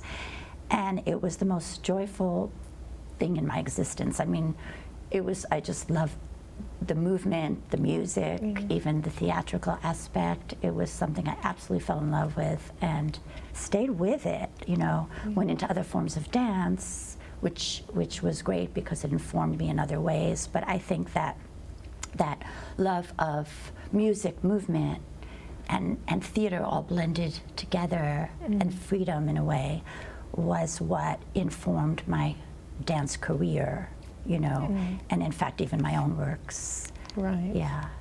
Okay. So talk to us about your own works. Okay. Yeah. So I heard the interview before me, and I heard Patty speaking about creativity, and I think that is most important in people's lives, at least for my life. It gives me joy, it gives me expression, it gives me the feeling of going beyond what I'm capable of in a way. You know, it just opens doors so much. And then, yes, you are capable, you know, but I love the idea of creating works, and often my own works stem from experiences I'm having in the moment. So I've been creating works since 1990, so it's had a long journey. Sometimes, however, places would like specific types of things, and I also love collaboration. So I will work with an organization or another artist and create something together. But for me, creativity is just a wonderful thing to have in one's life, and for me, it's through the arts. Yes, definitely. Your company beautifully blends dance rooted in the Duncan tradition with your own original content. Can you tell us a little bit about one of your pieces, Subway Windows? Sure. Okay. So like I said, I love collaborations, and there's an artist locally who lives in Floral Park. I loved her work, and she was doing a whole series of subway paintings of people on the subway, and it really spoke to me. All sorts of faces, all sorts of, you know, all sorts of, like, you wonder what their lives are like, and all sorts of, body language, and even looks, you know, toward another person, and very diverse people, and we spoke, and we decided to try to create a work together. Okay. And it was really, really fun and exciting to do this. And I got a group of dancers who were wonderful. I'd held an audition specifically for this piece. And they were wonderful, and the process was just so, again, creative and fun, and what we developed together. You know, I feel like we really made a good work of art, both using their own dance experiences, the dancers, as well as like sort of me putting it together and creating parts of it that were choreographed in my eyes, but their own styles. And they were basically strangers when they met, but what they developed together in that short period of time was pretty amazing. So I was very excited about that piece. I watched the link, and they looked very comfortable dancing together, and it was very, very moving. Thank you. Yeah, very good. Yeah, it was like a mixture of some really comedic moments. Yeah. And then some really profound moments. Yeah. So I felt that was important. I wanted that in the piece. I also think it had a statement about like people being very into themselves Yes. and guarded. But then, you know, these relationships that began and blossomed, and maybe it has something to say about possibility in urban environments where people can, you know, even in a transient subway, you know, going from one place to another, but you could still make that into a positive and learning experience. Like the dancers really kind of learn from each other in the moment of the piece. So, you know, and seem to have emotional responses with each other that I think read. So, sort of like a piece about possibility, even in the subway. Yeah, no, it's very good. In addition to your performances, you have an extensive teaching background, having worked with institutions like the Dalton School and other schools. Can you talk to us about the education programs? Sure. And how teaching informed your approach as a choreographer and a director? Okay. Well, before I started the company, I actually started my own school called Children Dancing right here in Great Neck, and that began in 1989 and continued through till right after the pandemic, so, you know, over 30 years. And many of the children in Great Neck, I had them, you know, throughout their childhood, and now they're adults or young adults or even adults with their own children. And I believe that I taught ballet, I taught creative dance, I taught jazz, I taught Duncan dance, but I believe that my own experiences with my own teachers informed me both positively and negatively about how to teach, you know. I think this whole thing of the joy of dance that I had, that I experienced as a child, was so strong in me, and therefore I think I really wanted to give that to the children, and make it fun and age appropriate, and at the same time give them technique. And it was a major part of my life because it was so long, but it was a very, very rewarding part of my life, and I do believe that. I carried over many experiences teaching into the way I direct my company, which I think is very, I trust my dancers. I give them, I think, I am critical, but I try and do it in a very, if I need to say something, I try and do it very compassionately, because I know how difficult.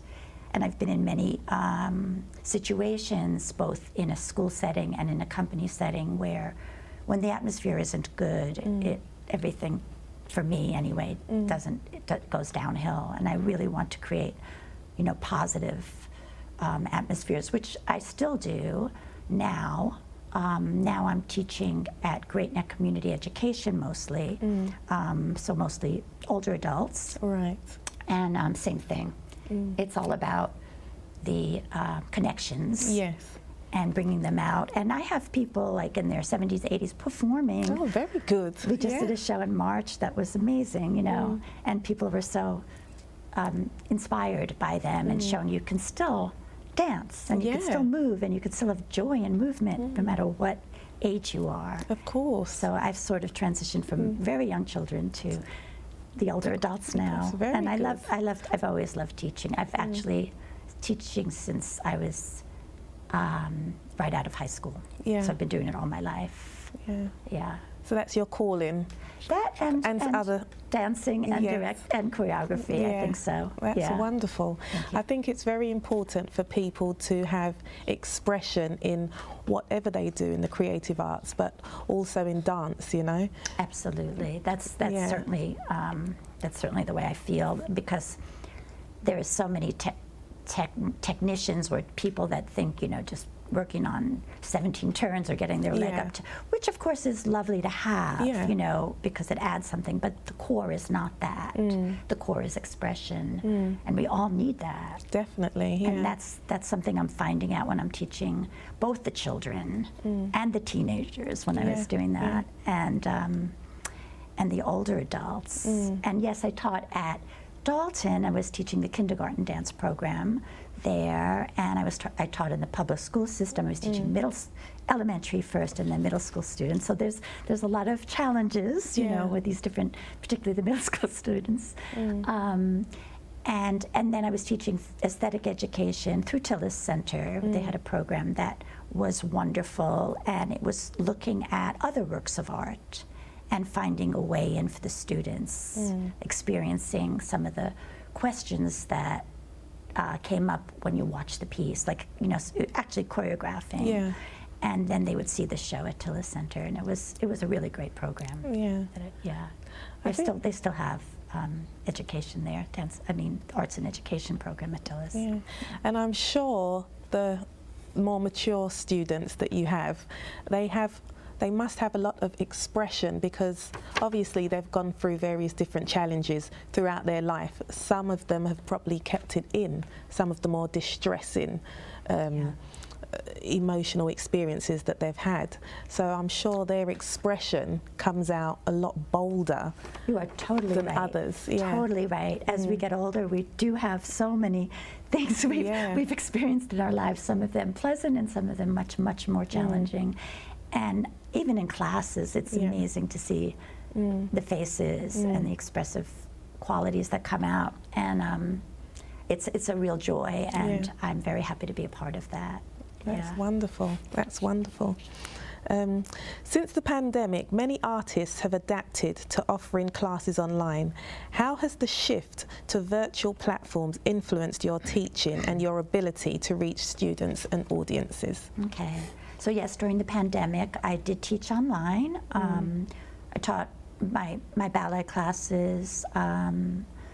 I didn't teach the young children because it was not going to work online. I felt I was teaching my Nicholas exercise class, a body conditioning class for adults, and that worked it out. And I also gave Duncan classes, Isadora Duncan classes, which was great because it was with international people. You know, I was able to reach people in different countries, different time zones. So that was very, very nice to do. I still do it privately. I teach somebody in Washington State at the moment. Oh, right, yeah. I was teaching somebody in Italy. But of course, it's nicer in person, I feel. Yes, yeah. In addition, there was a big company piece that I was doing in collaboration with my daughter, who's a poet, morning, afternoon, evening, but we couldn't perform it, we couldn't rehearse in person, so at that time, so I did one section, the longest section of the piece as a movie. So I learned new skills. That's very good, yeah. And that was a lot, that was, again, another creative experience for me. Later, we did the piece in person, and we performed it in the city, at off-Broadway, and many places on Long Island. But yeah, it was another skill that I really learned, and I did enjoy the movie making. Maybe I'll go back to it one Very time. good, yeah. I can't wait to watch it. Looking ahead, what upcoming projects or performances are you most excited about? Okay, so I know Patty Eljak was just here and talking about programs that the Huntington Arts Council grants the Huntington Arts Council facilitates, and one of them is the General Operating Support Grant funded by the government and the New York State Legislature, and we did receive that, for 2025. So. The performance that I did with my adult ed students, was partially funded from that. Right. And in addition, so right now I am creating an archive because I have been doing this for so long. Yeah. Both of the Isadora Duncan works, my line of those works, stemming back from my mentors. So the traditional Isadora Duncan works from my perspective that we've done, both before I started the company even and continuing. And then, of course, of my own works. And I have a wonderful company I'm working with, The Third Bear, that is helping me with links and getting all the pieces together. I'm very excited about it. It's in the works, and that's funded by this grant. And then in addition, in September, September 20th, a Saturday, rain date of the 21st, at Cedarmere Preserve, a park on the North Shore, where we've performed often. Will be the venue for a program that we're calling The Body of Resilience. Okay. And it will have some really fascinating Duncan works that I think are very relevant to our times now. Yes.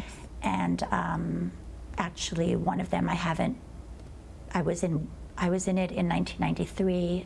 It hasn't been performed much at all. I haven't been in it, I haven't worked with it since then. And other works, that are as my own, as well as a couple of my dancers are creating works. And we're working with, again, collaboration. We're working with Farah Chandu and Willow Interfaith Choir that we've worked with before, and also the Rose Gunter Trio, Rose Gunter and Stuart Waters.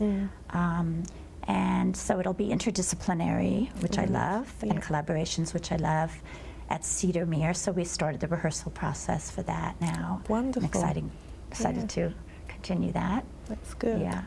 So if viewers want to get in contact with you, where can they reach you? Okay, so my website is dancevisionsny.org. Yeah. And I can give you a phone number. Would that be helpful? Yeah. Call the company and myself, Beth Jacoby, as an independent artist, at 516-314-2359. That's great. 516-314-2359. By the way, I will be in the Netherlands giving a Duncan workshop in the summer. Okay. And that's really exciting, part of a festival. And then when I come back in August, I'm giving 6 independent workshops at Great Neck Community Education. So it's interesting because most of them are collaborations.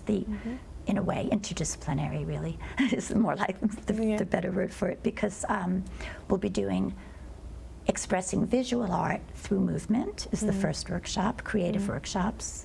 The second one is expressing word or poetry or prose through movement. Okay. Then music. Lovely, yeah. And then the next one is exploring your own experiences and emotions through movement. But again, these are all your own movement. Oh, so right. It's very creative. Very good, yeah. And then an Isadora Duncan early modern dance workshop. And then the last one will just be have fun with rock and roll. Oh, I think that may be my favorite, yeah. Yeah, but creating your own sound, dances to some wonderful, wonderful, classics of rock and roll, which I'd love to. Well, they all sound wonderful. Thank you. And we are going to be showing a preview of Subway Windows on the show also. So I want to mention that the artist, I don't think I mentioned her name, is Eileen Isaacs. And so again, it was a wonderful collaboration, and I do often, there's this another artist, Susan Ruth Cohen, who's also local, who I did another project with, which we've years ago, but I've reinstated that piece as well, called Through the Portals. And I love various collaborations. I did one with a fashion designer and for Style Point in New York City, and often with musicians and actors as well. So, yeah. So this one is with visual artist Eileen Isaacs. Wonderful. That's great. Well, thank you very much for coming on the show today. Thank you so much. It was a pleasure. And thank you for watching. We're going to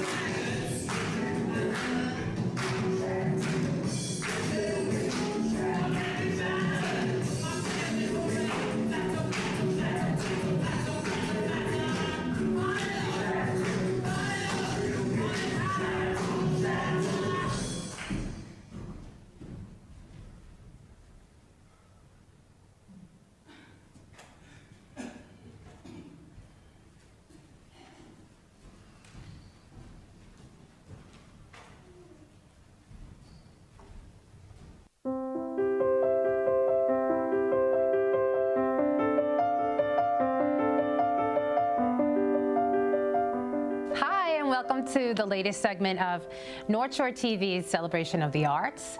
We have an exciting segment for you today.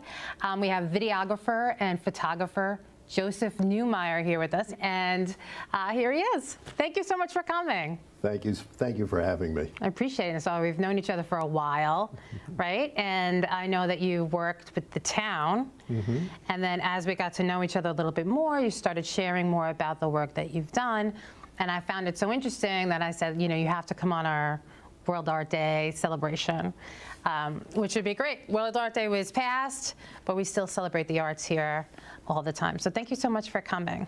Thank you for having me and celebrating the arts. Yeah, there's a lot of things that go on Long Island, and I don't think a lot of people know about it. So I think it's important to get that out there. And one of that is you. So can we have, I see you have pictures up here, you're a photographer, and you're a videographer. Can you give us just a little bit of history of how you got started? Not an hour, just a Well, I started doing photography when I was about 14 years old.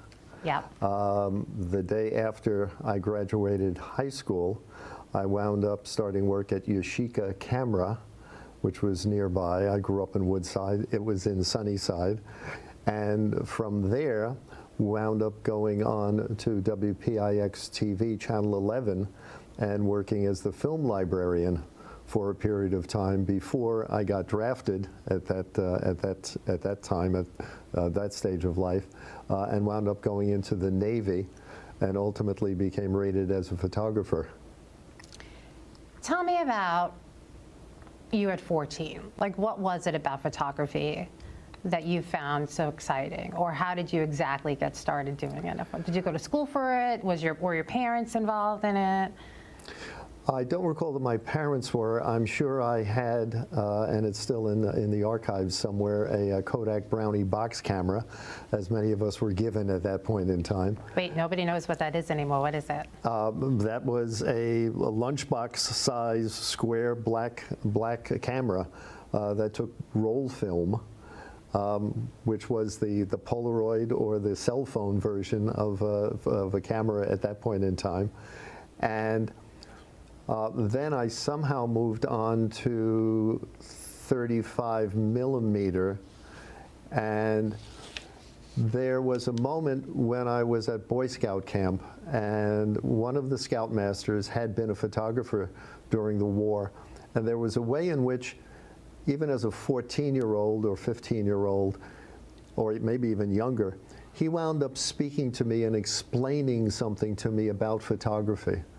And there was a way in which he recognized my capability to understand and my willingness to, and that was something that acknowledged my personhood, if you wish. And that might have been what directed me towards photography. Mm-hmm.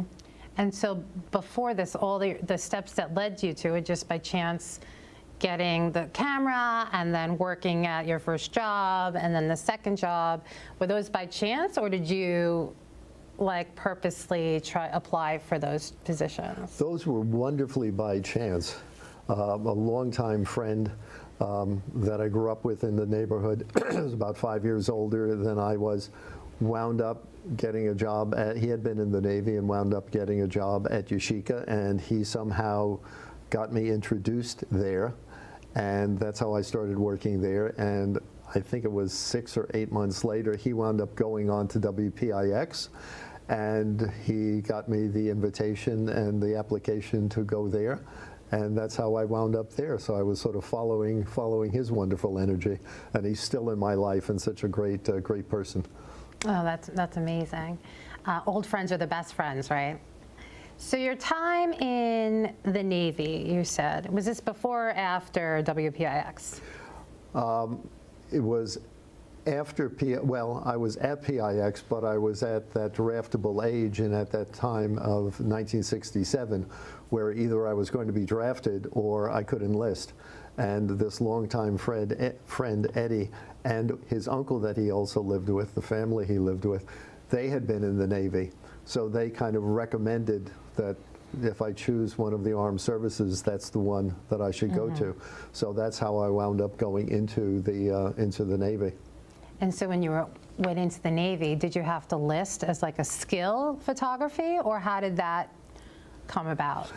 I don't recall whether you choose it or they appoint you, but I know that I chose to become rated as a photographer, and then you basically have to pass certain criteria and tests to get that rating as your designation of the type of work that you do.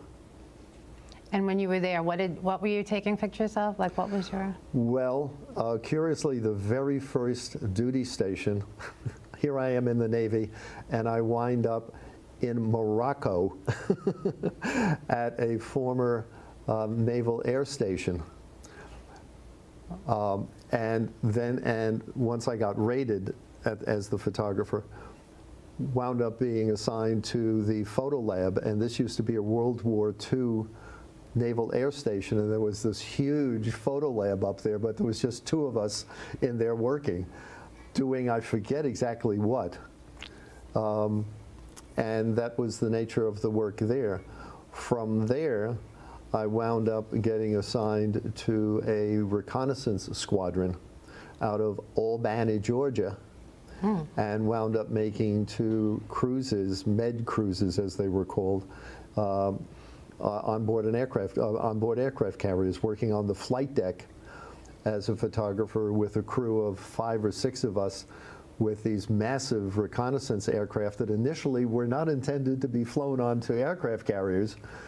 And there was a huge desk-size module panoramic camera. There was a forward camera. There was, I believe, a rear camera. And we were responsible for getting it up and running on the plane before it launched off to its mission. So you came back from the Navy, and then you went back to WPIX? Went back to WPIX, became a film editor, a union film editor, and that was the work that I did there until I left and went out on my own doing freelance work. I believe that was probably around 1973. I was in the service from 67 through 71. Okay. And so let's fast forward a bit. So then you went freelance, but you were a freelance photographer? Photographer. Right, not videographer. Correct. Why did you choose that? Because you were doing some film editing, so it seemed like, and then you were working in the film department, right? So it seems like one might go that way, but then you went to photography. Well, my primary, when I explain it to people, my primary existence is as a photographer. Now the technologies have kind of cross-pollinated. That said, I never did any videography until maybe early 2000s. It was all still photography, corporate, commercial, industrial, photojournalism. Since the 70s, you did a mix of corporate, commercial, photojournalistic, audiovisual, artistic, legal evidence, and video assignments, evolving as the technologies and market demands. It's an artist's life. I keep learning. But a jack of all trades in the photography, videography land. So, you know what, now that I'm there, you continue to say there have been and remain challenges on many levels, but it's an artist's life. I continue to learn. What were some of the challenges that you've come across, and what are some of the still challenges that you have today? Well, the challenges for any self-employed person is continuing to find clients, maintain good relationships, making sure you have some added value services that you bring, and that they're the person that you call. I was working with Easter Seals Society for 3 years. I also wound up working with a private school on the Upper East Side in their communications, in their corporate communications department. Again, that was all still photography, and also worked with and shared space with an audiovisual company doing a mix of work. And that was sort of one of the evolutions. Still photography then became more the audiovisual, and then now with all the technologies and the equipments, it started drifting into videography as well. In fact, I find it unfortunate that videographers are called photographers, because there's a reason why there are two different words. And that isn't to say that we don't have similar skills, we do, but clearly respecting professional videographers, they deal with so many different elements that as a still photographer I don't deal with. Same with me doing still photography. At one point in time before COVID came along, it would be typical for me to do 150 plus assignments for the year. Wow. They also, curiously, in the last 5 years or so, it's developed that people who are going for independent medical exams, they're applying for disabilities.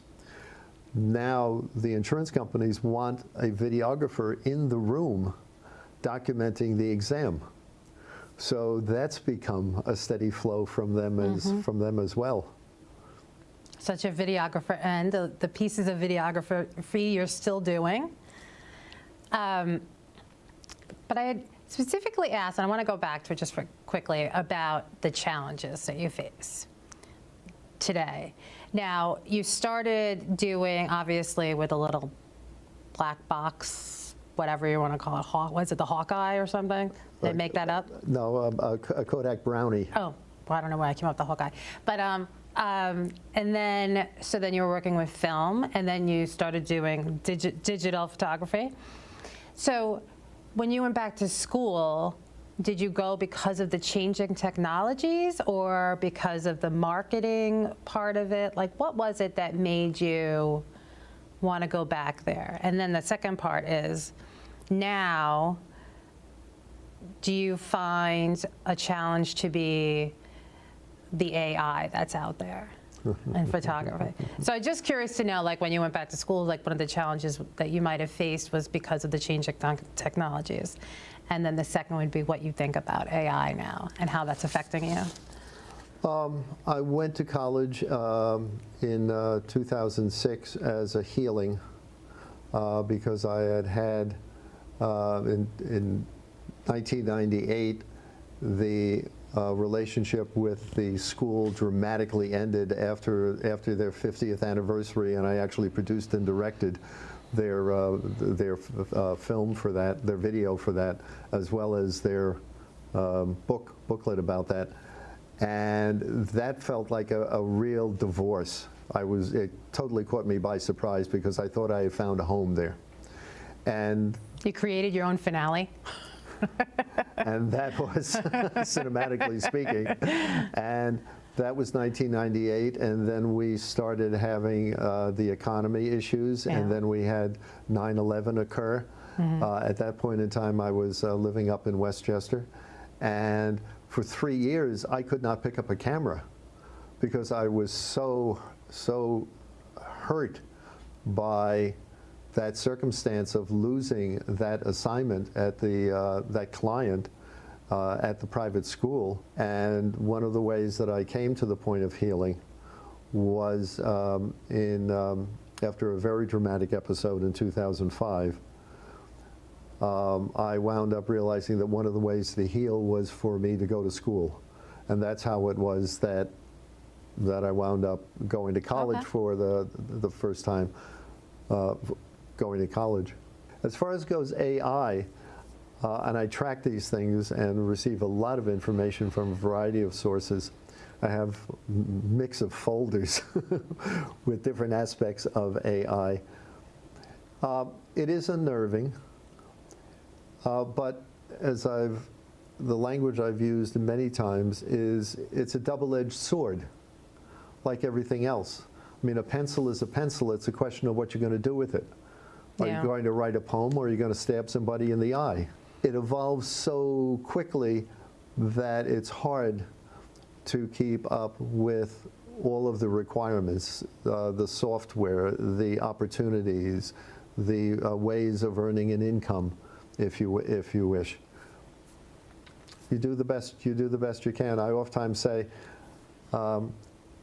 I need a 36-hour day because the 24-hour day isn't long enough for the things I need to get done. Yeah, but you have a good attitude, because some people, if you can't fight it, because it's there and it's present, so you have to learn about it and learn how to use it, and then incorporate it in some way to what you're doing, because it's not going away, so you can't just be angry at it. But I want to get into showing some of your pictures. Thank you very much. That's why you're here, right? So I just want to ask you, because you said your mantra is eliminate the obvious and illuminate the elusive. What do you mean by that? Someone asked Robert Frost once to explain one of his poems, and he said, would you have me use less than the best words I put in it to explain it? I think that's very self-explanatory. Eliminate the obvious, illuminate the elusive. And so much of my artistic work comes from discovery, acts of recognition. There are some topics or subjects that have attracted me. Wiping light photograms is something that I developed. The purpose of shadows is another area of work. But as I go throughout the day, there are things that I come across, and the intention is to go beyond what seems obvious. And it was also said by Jeffrey Koons that the viewer completes the work of art. So what the best I can do is present a perspective on something in a way that perhaps it doesn't get noticed, and particularly if it's something that's right there and obvious. Your photojournalism work really said something to me.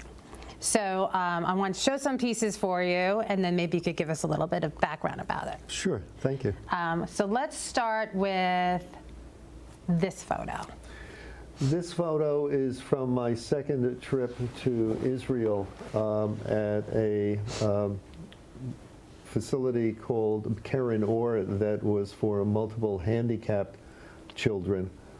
And I had met the person, the woman who was the fundraiser, when back in 1980, I was asked to go to Israel when they were returning the Sinai Peninsula. That curiously came about from someone that I knew at one of the audiovisual studio that I was sharing space with.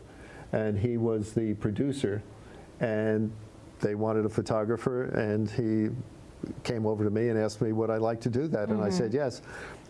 As I recall, it was 33 days in Israel, my first time there, and we covered something like 3,000 kilometers and never left the country.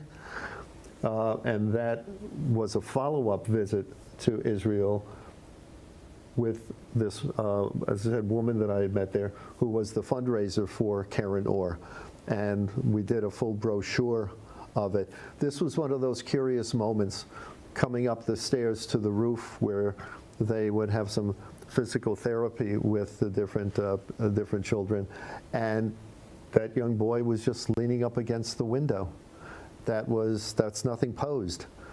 That was simply what was right there, arm's length from me as I came up the stairs. Henri Cartier-Bresson said something very interesting of finding the place, the space that you see or feel a picture, and then you just wait. Okay. It's not the running down the street per se, and and yes, sometimes that's the case, but because of the nature of it. But for his work, which kind of goes in this direction of going beyond the obvious, you find the setting, if you wish, and then you wait and see what happens. In our pre-production meeting, this picture is something that you said stood out. Now, can you explain what moved you and why you feel like this is one of your... Well, I knew the family. That actually is the woman who I had met in Israel, and that was her son's house over in Great Neck, and that's one of her, that's her youngest grandson. The whole family has just this wonderful, wonderful energy, and particularly she does when she interacts with people. And the two of them just had this harmony and this wonderful love going back and forth between them. I was always amazed when we were in Israel for a while, and we might go to some restaurant or whatever for dinner, and the way that young men were just charmed by her. She didn't even have to say anything. She just had to interact with them a little bit, and you could just see the sparkle come out of them. That was just so amazing. So that was a clear demonstration of, on the family level, how much of that was there. And the composition of this is just so, between the car and then the trees in the background and the park over in Great Neck that was on the other side from the house. And then you come down to these, you visually walk through to the tiny little two faces, but that's the whole picture. Right, right. When you are taking these images, do you feel that you find yourself almost feeling invisible, and you're in a space where you're just seeing through your camera and you're not actually there, you know, like a voyeur almost? I don't know if that's the right word, but. No, it's an eyewitness without prejudice. And I think that's essential to getting to the essence of something. You come to it without judgment. You're totally open to the present moment as it is. Well, I was involved with ICP, which is where that picture of Jacqueline Kennedy occurred, and I was doing some photography there as well as volunteering. That Cornell Kappa the brother of the famous photographer Robert Kapper, was the director. This was in the 70s after the Navy. I started, after the military, I started doing courses at ICP. It had recently opened. And I showed him some of the Polaroid photography that I had done. Now there's an element right there with Polaroids that was part of the new technology. And not only as the artist present and the photographer did you see something, but boop, you press the button and you got the finished picture right away. Right. That was, if you wish, the AI of that particular period. I showed him a mix of the work that I had done, which I still support, and his reaction was, I don't get it. Journey for anyone, but I think artists specifically, right, is hearing constructive criticism, whether it's really constructive or not, taking it in, you know, evaluating it, and then using pieces of it that you think might work or might not work, but being true to yourself. I love the perspective from Willie Nelson. His first 17 albums failed. Yeah. And he still seems to be here. Yeah, doing okay. He's doing all right. He did okay for himself, good old Willie. Yeah. Yeah, but that, I mean, that was a counter perspective. Yeah. His first 17 albums failed. There are many, many, many stories, and I can't think of them all off the top of my head, but of failure after failure, and you don't know about that. You just know, you know, when they've reached some certain level, you know, of success. But, you know, you have to have a thick skin, and you have to know what you want, and if you love it, that's what's important, You're right? going to keep doing it. Yeah, it's for you. It's for the love of what you do. And if it fulfills you and completes you, then that's what's important. Well, especially if you discover that this is who you are, and also it's your way to demonstrate the creation that you are, and also contribute, that you recognize your value, even if you're just a single leaf on the tree, what you contribute to the whole tree and how essential you are to the whole tree. There's, McCain, there's Jackie Kennedy, and then there was a third one. Oh, what is this one? Oh, Life magazine, yeah. So if you could just, generally, first, this is hilarious, so I had to get that one in. If you could just, in a nutshell, kind of tell us like how you got in these positions to take these amazing pictures, and then how they got published. Jackie Kennedy, I mentioned. I was volunteering as a photographer covering an opening of a show at ICP, and was coming down the stairs from upstairs from the second floor, and that was her being spoken to by three people. That actually wound up being published in Modern Photography, which was one of the two major photographic magazines at the time. The picture of John McCain was an assignment for, I may be quoting the wrong publication, the Long Island Press at the time. I forget how I connected to them, might have introduced myself. They sent me out to cover this fundraiser that he did out on the island. And the wide-angle lens that I have from way back when I was at the private school that has one or two of my favorite images was still the very, very wide-angle lens that I was using here. And it all just came together and showed the whole aspect of what was going on. This one from Life magazine was on one of the Mediterranean cruises when I was in the Navy. And we were on, not leave from the boat, but we were parked in Athens. And it was wonderful because, and thank goodness I was very lucky during that wartime period to be in the Mediterranean rather than in the Pacific. Got to make a lot of tourist stops up and down the Mediterranean. Was in Athens twice. And in the center of town, there is a below street level park. And you start up high and then you walk down into it, and it's this massive plaza, actually. And in the center of it is that statue that caught my eye. and simply the perspective when you're standing up at the top of the street level before you go into it, but the statue is street level going across. And noticed, curiously, oh, all the way on the other side of the park, in other words, a block away, was the other sidewalk, department store, and people were walking by, and oh, just curious, and I had a long lens, so I was just playing with it a little bit, and wound up, didn't even know I had that picture until the film was developed. And I know I probably, it caught my eye, the humor of it. Oh, get him chasing something. Yeah. Maybe it'll be a kid, or maybe it'll be somebody coming this way up the street. And had no idea that I had caught just the right timing, that the young woman going by had lifted her hand up as if she was running away, and that there were two people, two women, who happened to be looking in that direction. And that was the blessing, if you wish, a la Henri Cartier-Bresson, of finding the image and then, or the location, and the potentiality, and then playing with it and working with it. Hilarious. And one you had mentioned is a technique for wiping light. Is that what I'm making? Am I making that up? It was something I discovered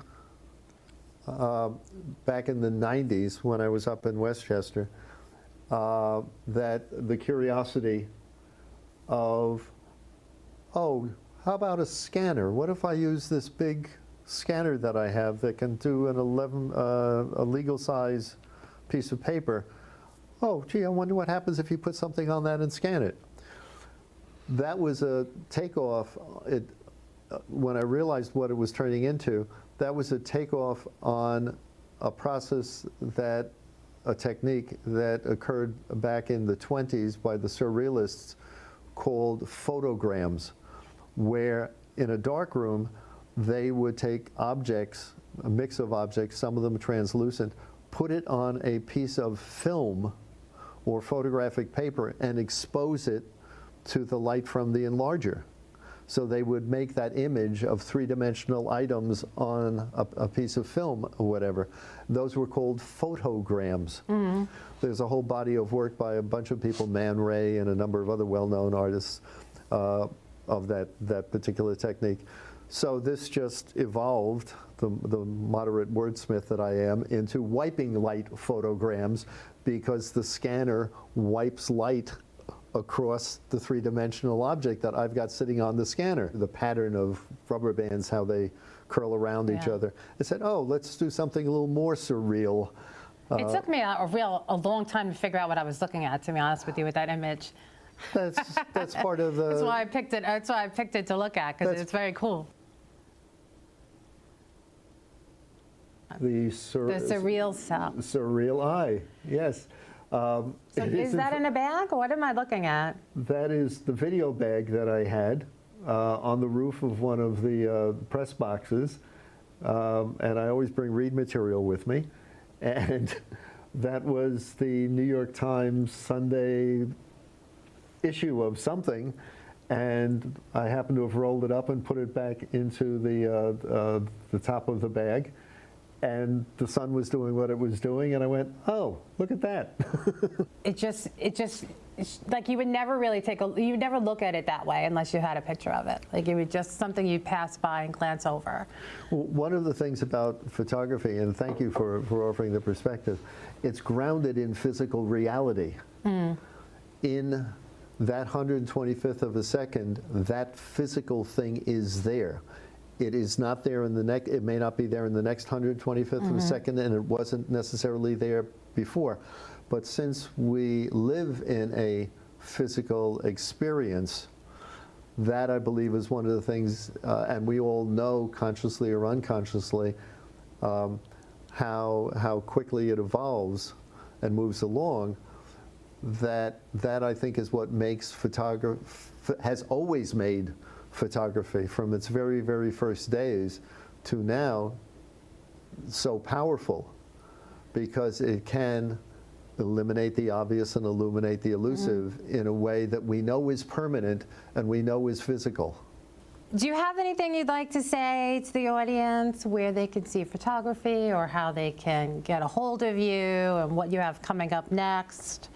the floor is yours, or the stage is yours. As it is for everyone. As it is for all. Thank you. I'm a time traveler. I move into the future 60 seconds a minute, just like everyone else does. And the present moment is never old. It's always pregnant with the future. So what do you have in your womb?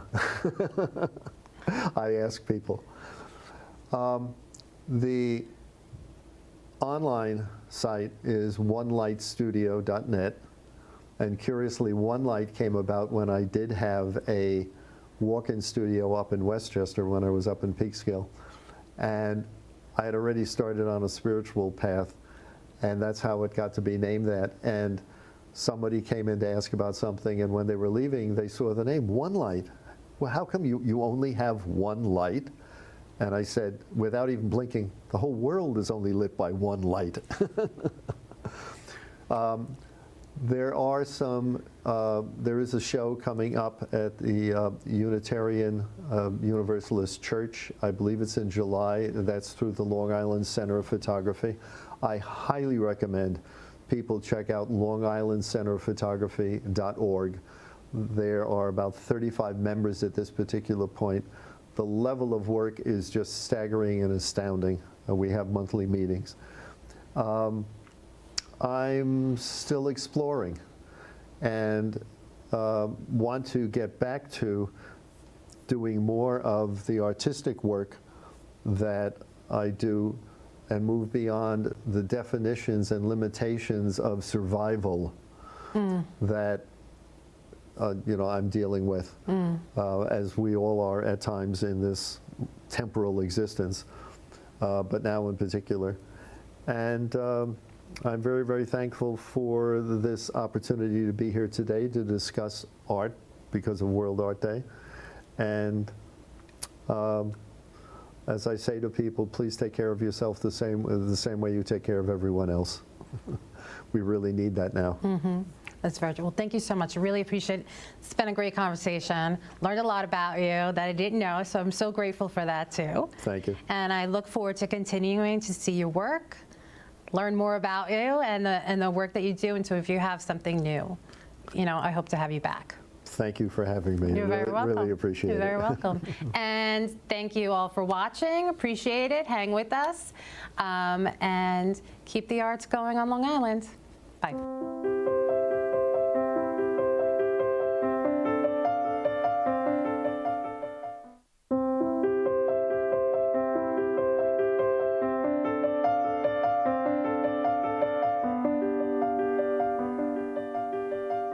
Everyone, welcome back to NSTV's Celebration of the Arts.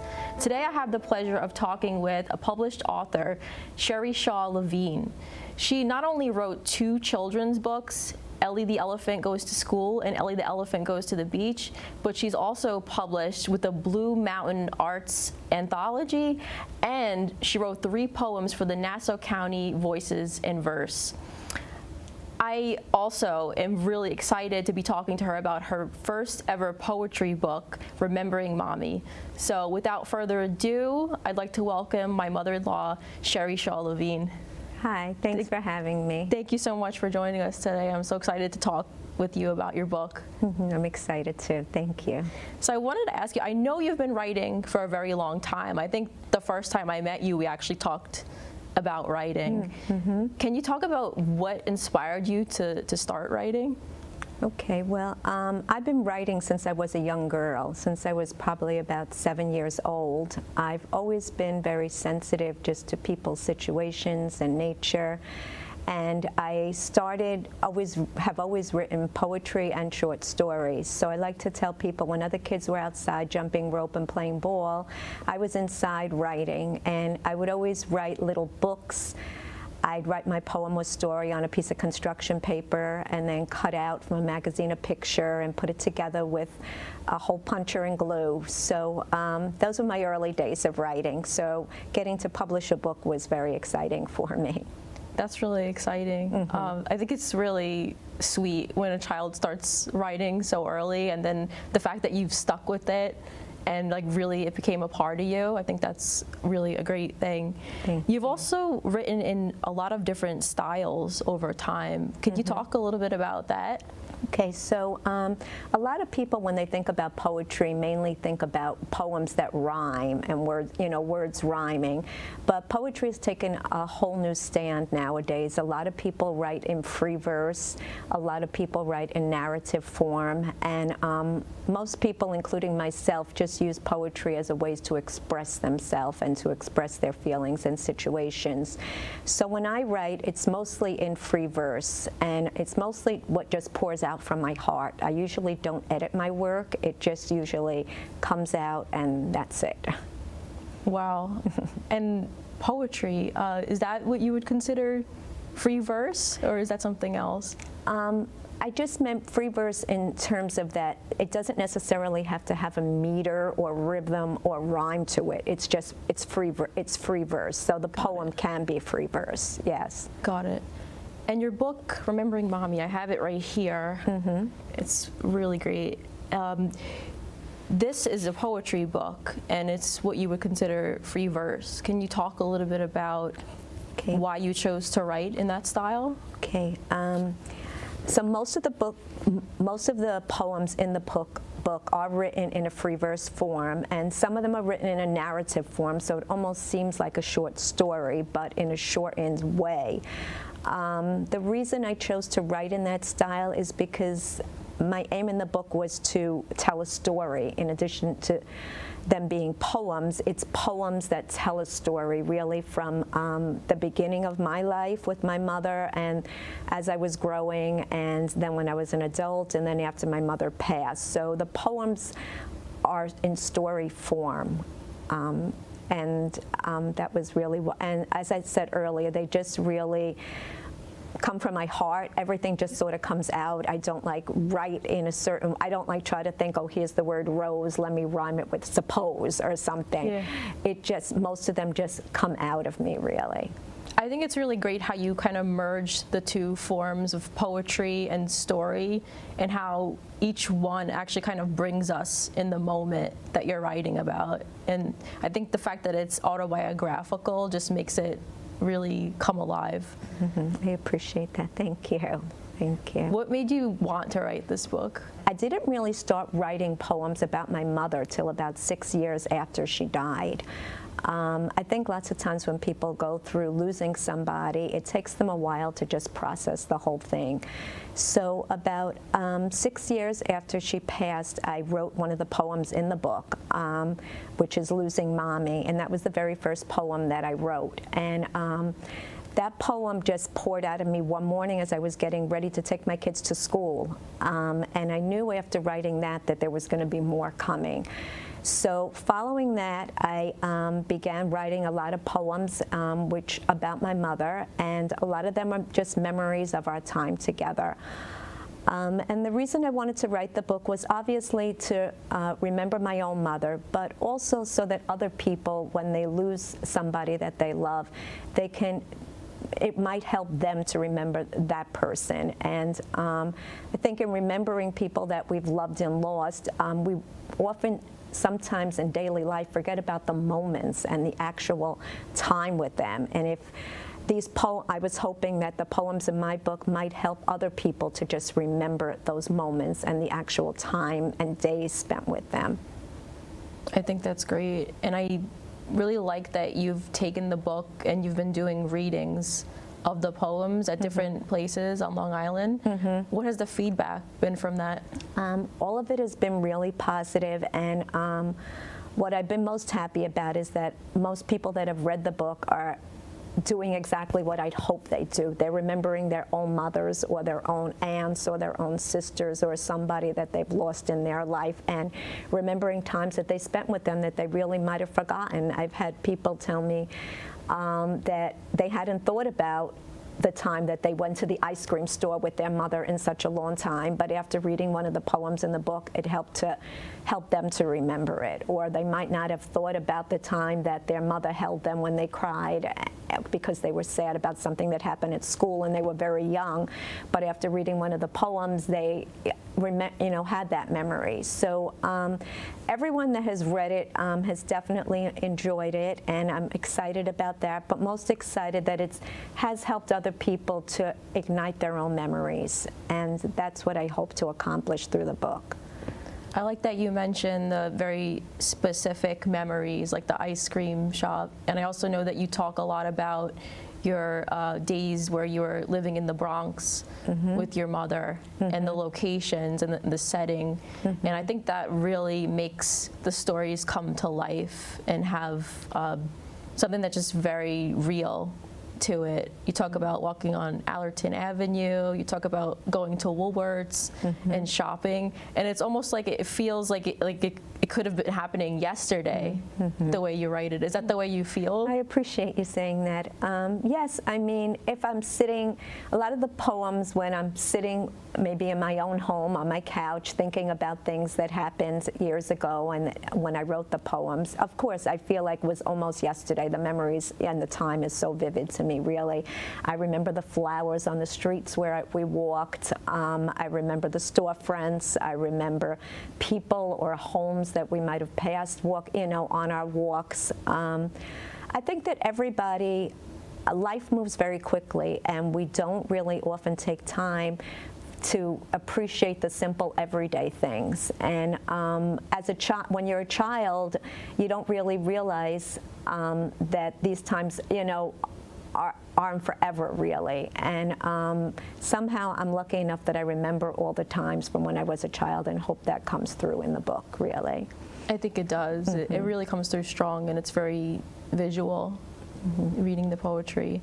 Thank you. And you mentioned flowers. I know there's a poem about lilacs. Do you want to talk about that and the lilacs we have over here? Yes. So my mother's favorite flower were lilacs, and we lived in the Bronx on the 18th floor, and we never had a real garden and never had a chance to grow things outside, but my mother every year would buy lilacs, and she would grow them in pots on our terrace, and we would sit on the terrace, and she would tend to them always, and they always thrived with her care.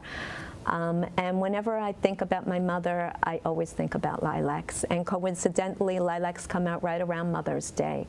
So it fits into the theme. I love all of the arts. I mean, I think that writing, whether you're writing or you're drawing or painting or playing an instrument, that you're having a chance to express your unique self. And I think that all of the arts gives people a chance to be themselves and also to create things in their own unique way, which is something that I've always admired, and it's always really, it's also, writing has just always been a part of me. I could be walking in the street and I come up with I look at a leaf and just come up with a way to describe it, or just affects me in a certain way. I think that the people who are innately artistic or creative just have something inside of them that needs to come out and be expressed. So what advice would you give to artistic people? To keep doing whatever it is that you are doing or that you feel the need to do. I can say that for myself, I was writing when I was very young, and then when I was raising my children, I didn't have that much time to write because I was so busy, but there was always a stirring inside of me that I felt I was missing, a part of me was missing, and that I was kind of lost and just didn't feel like I needed to do something. And I think that people who are artistic or have some kind of creative energy should always be expressing it and never give up, keep on dreaming. And look, here I am sitting here talking about a book that I never really could have imagined would gain so much recognition, because it's really a story of me and my mother.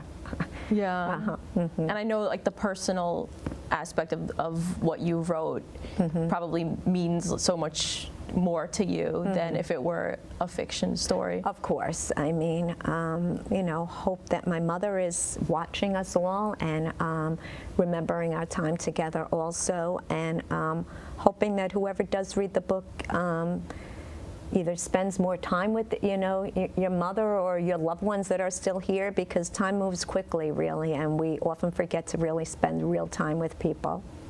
I agree. Yeah, it's very important to be intentional with our time.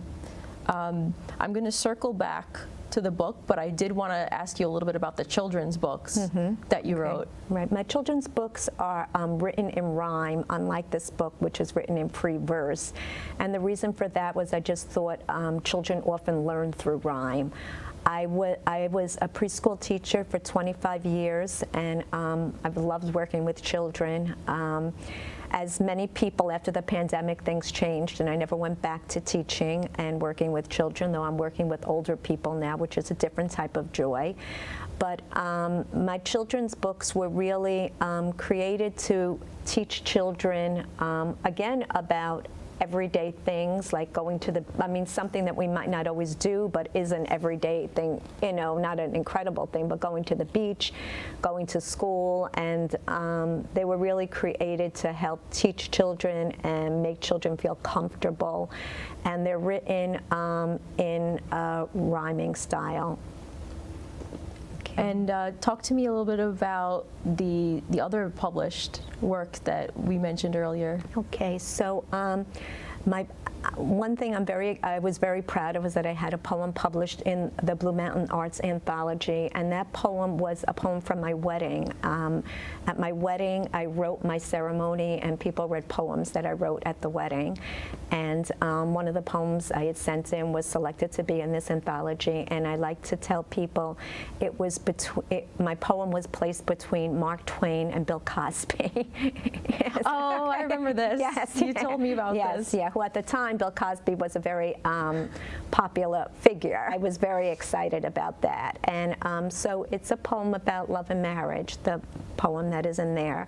And the poems in the Nassau County Voices in Verse, they were selected by a bookstore out in Huntington that every year puts a book of Nassau County poets together. And one of the poems is about my mother that is in there. Another poem is about walking. And another poem, I think it's something about nature. I really can't even believe that I can't remember right now. But I do have, and actually coming up on May 31st, I'm going to be reading the latest poem that is going to be in there. Oh, actually, the latest one is about getting older, aging, and changes that might happen to us. That's the other one, yes. Very nice. Yes. Good stuff. And I want to talk. Now I'm getting back to Remembering Mommy, because pretty soon you're going to be reading some of the poems from that book. I noticed that the teapot is something that is a symbol, and it's important to the book. Can you tell us about that? So the reason that I use the teapot is because my mother's favorite thing to do was to sit around and have either coffee or tea and just sit and talk to people. And that's something that a lot of us don't really have time for nowadays anymore. So she would always be sitting at our kitchen table, and friends would come over and they'd sit and chat over tea. She always wanted me to sit down with her and have tea or coffee, but life speeds by. Didn't always have the time, which I sometimes regret, but it really was just to symbolize sitting and chatting and making time. Yeah, it's so important to have moments like that. And I think it's also important for writers as well to have that time to just kind of unwind and let the tea brew and let the ideas brew. That's a nice way to describe it and to talk about it. Are there any ideas brewing in your mind right now? I know that you're also a crafter, or any other like creative things that you're thinking of doing next. Yeah, I'm always thinking about doing something. I mean, I crochet, I knit, I quilt. I do just about, try just about anything that involves something different, not the regular type of stuff. I like to do things that are unique. I don't like, always say like, I don't want to wear like a Michael Kors pocketbook because that's everybody, I want to do me, really. Yeah. Coming up in terms of thinking about other stuff that I might be writing, I do have a lot of poems about getting older and aging and changes in life. That might be the theme of my next one, or of course, another one, a bunch of poems about my children, and called Mother's Treasures. I usually sometimes come up with the names of the books that I might create before actually everything is done. So something like that, Mother's Treasures, might be one of my next books, but we will see. Yeah. I wish I had that ability to come up with the title. I find when I do my own writing, the title is the thing that sums it up is like sometimes the most complicated thing. Mm-hmm. Yeah, I don't know, just sometimes comes to me, this title, Remembering Mommy, I walk a lot also, and came to me when I was on a walk. And the Mother's Treasures, for one of my books to come, just thought of the other day, really. So, yeah. Wow. Mm-hmm. Is there anything else that you'd like to add or make sure that we're aware of before we get into the reading? Not really, just when people are thinking about reading a poetry book, maybe, a lot of poetry books can be an easier read than reading like a whole book. Like you might be able to read one or two of these poems and just sit and think about it.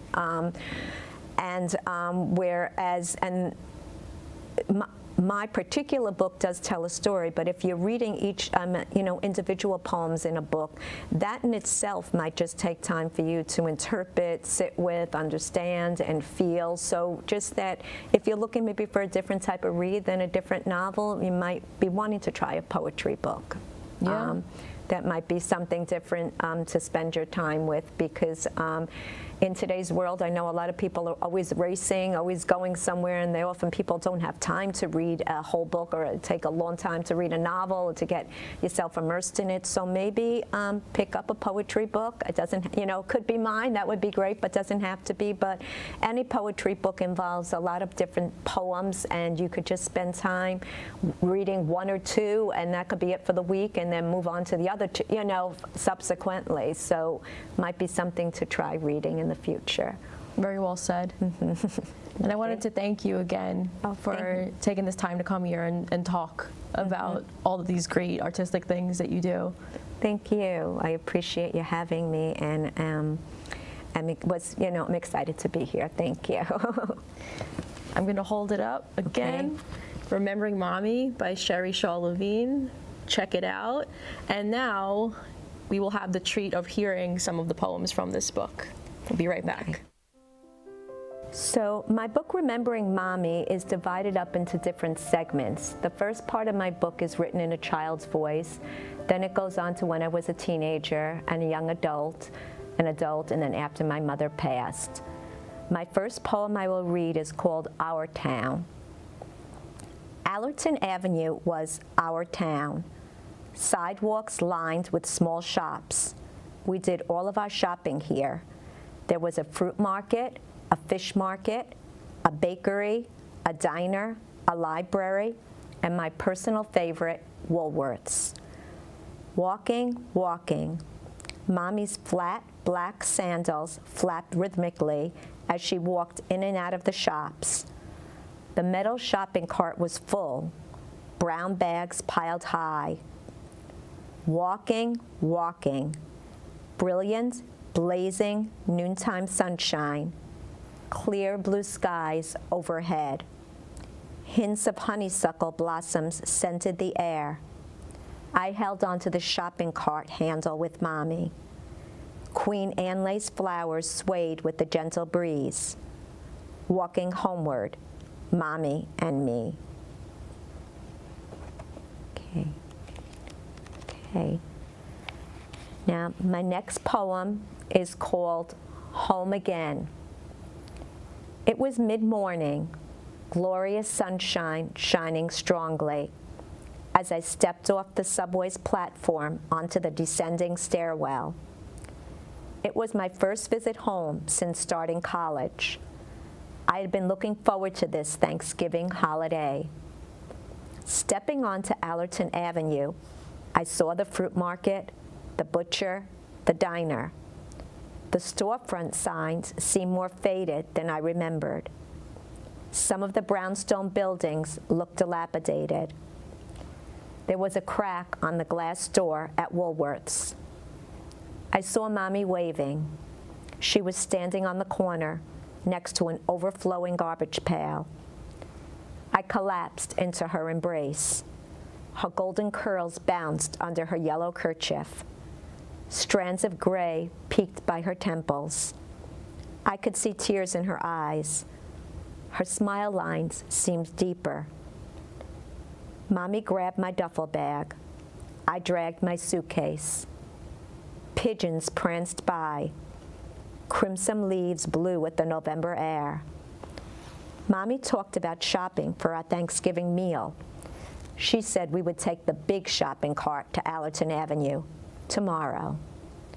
We walked. Mommy wore black short boots with laces.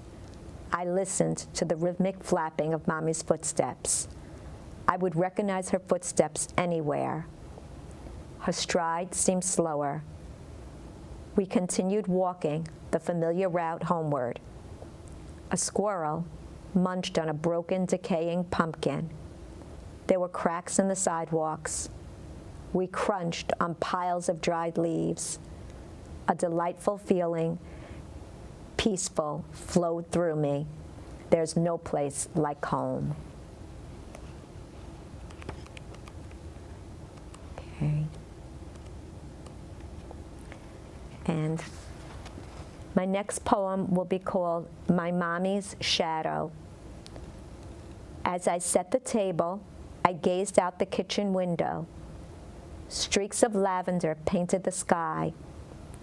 As the sun began its early descent, antique dishes spread along the floral tablecloth. Edged with lace, I saw a reflection of my face. The image seemed to reflect not just me, but someone I could not place. Suddenly, I realized the image I saw was a shadow of a younger version of my mom. I was overcome with a feeling of calm.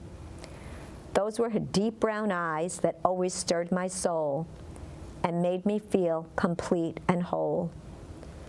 Those were the same lines by her eyes that would wrinkle whenever she smiled and made her whole face twinkle.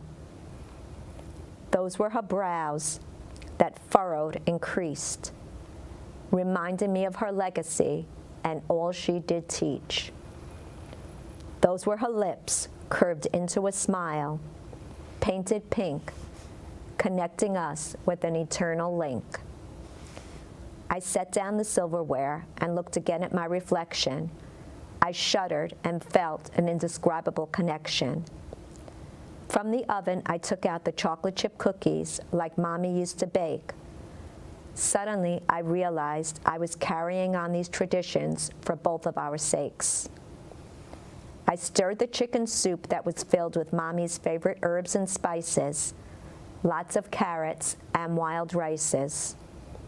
Again, I caught my reflection upon the plate.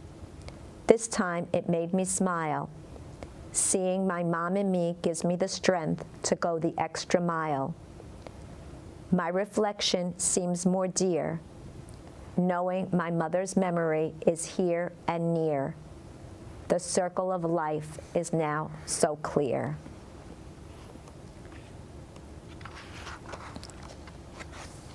And my last poem for today will be So Many Things.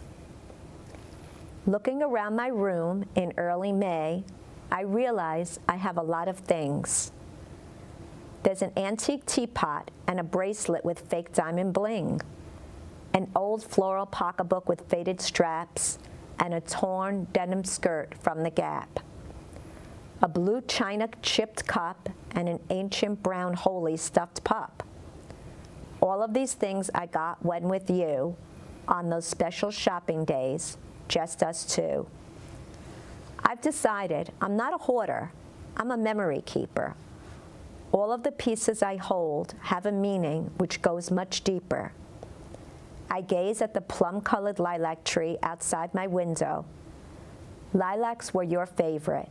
The perfume-like scent seeps through the open window. An intoxicating fragrance fills the room. I smile, a smile as wide as a mile. I'm now sure you are here with me and always will. I feel a chill. I feel you. You will always be traveling with me.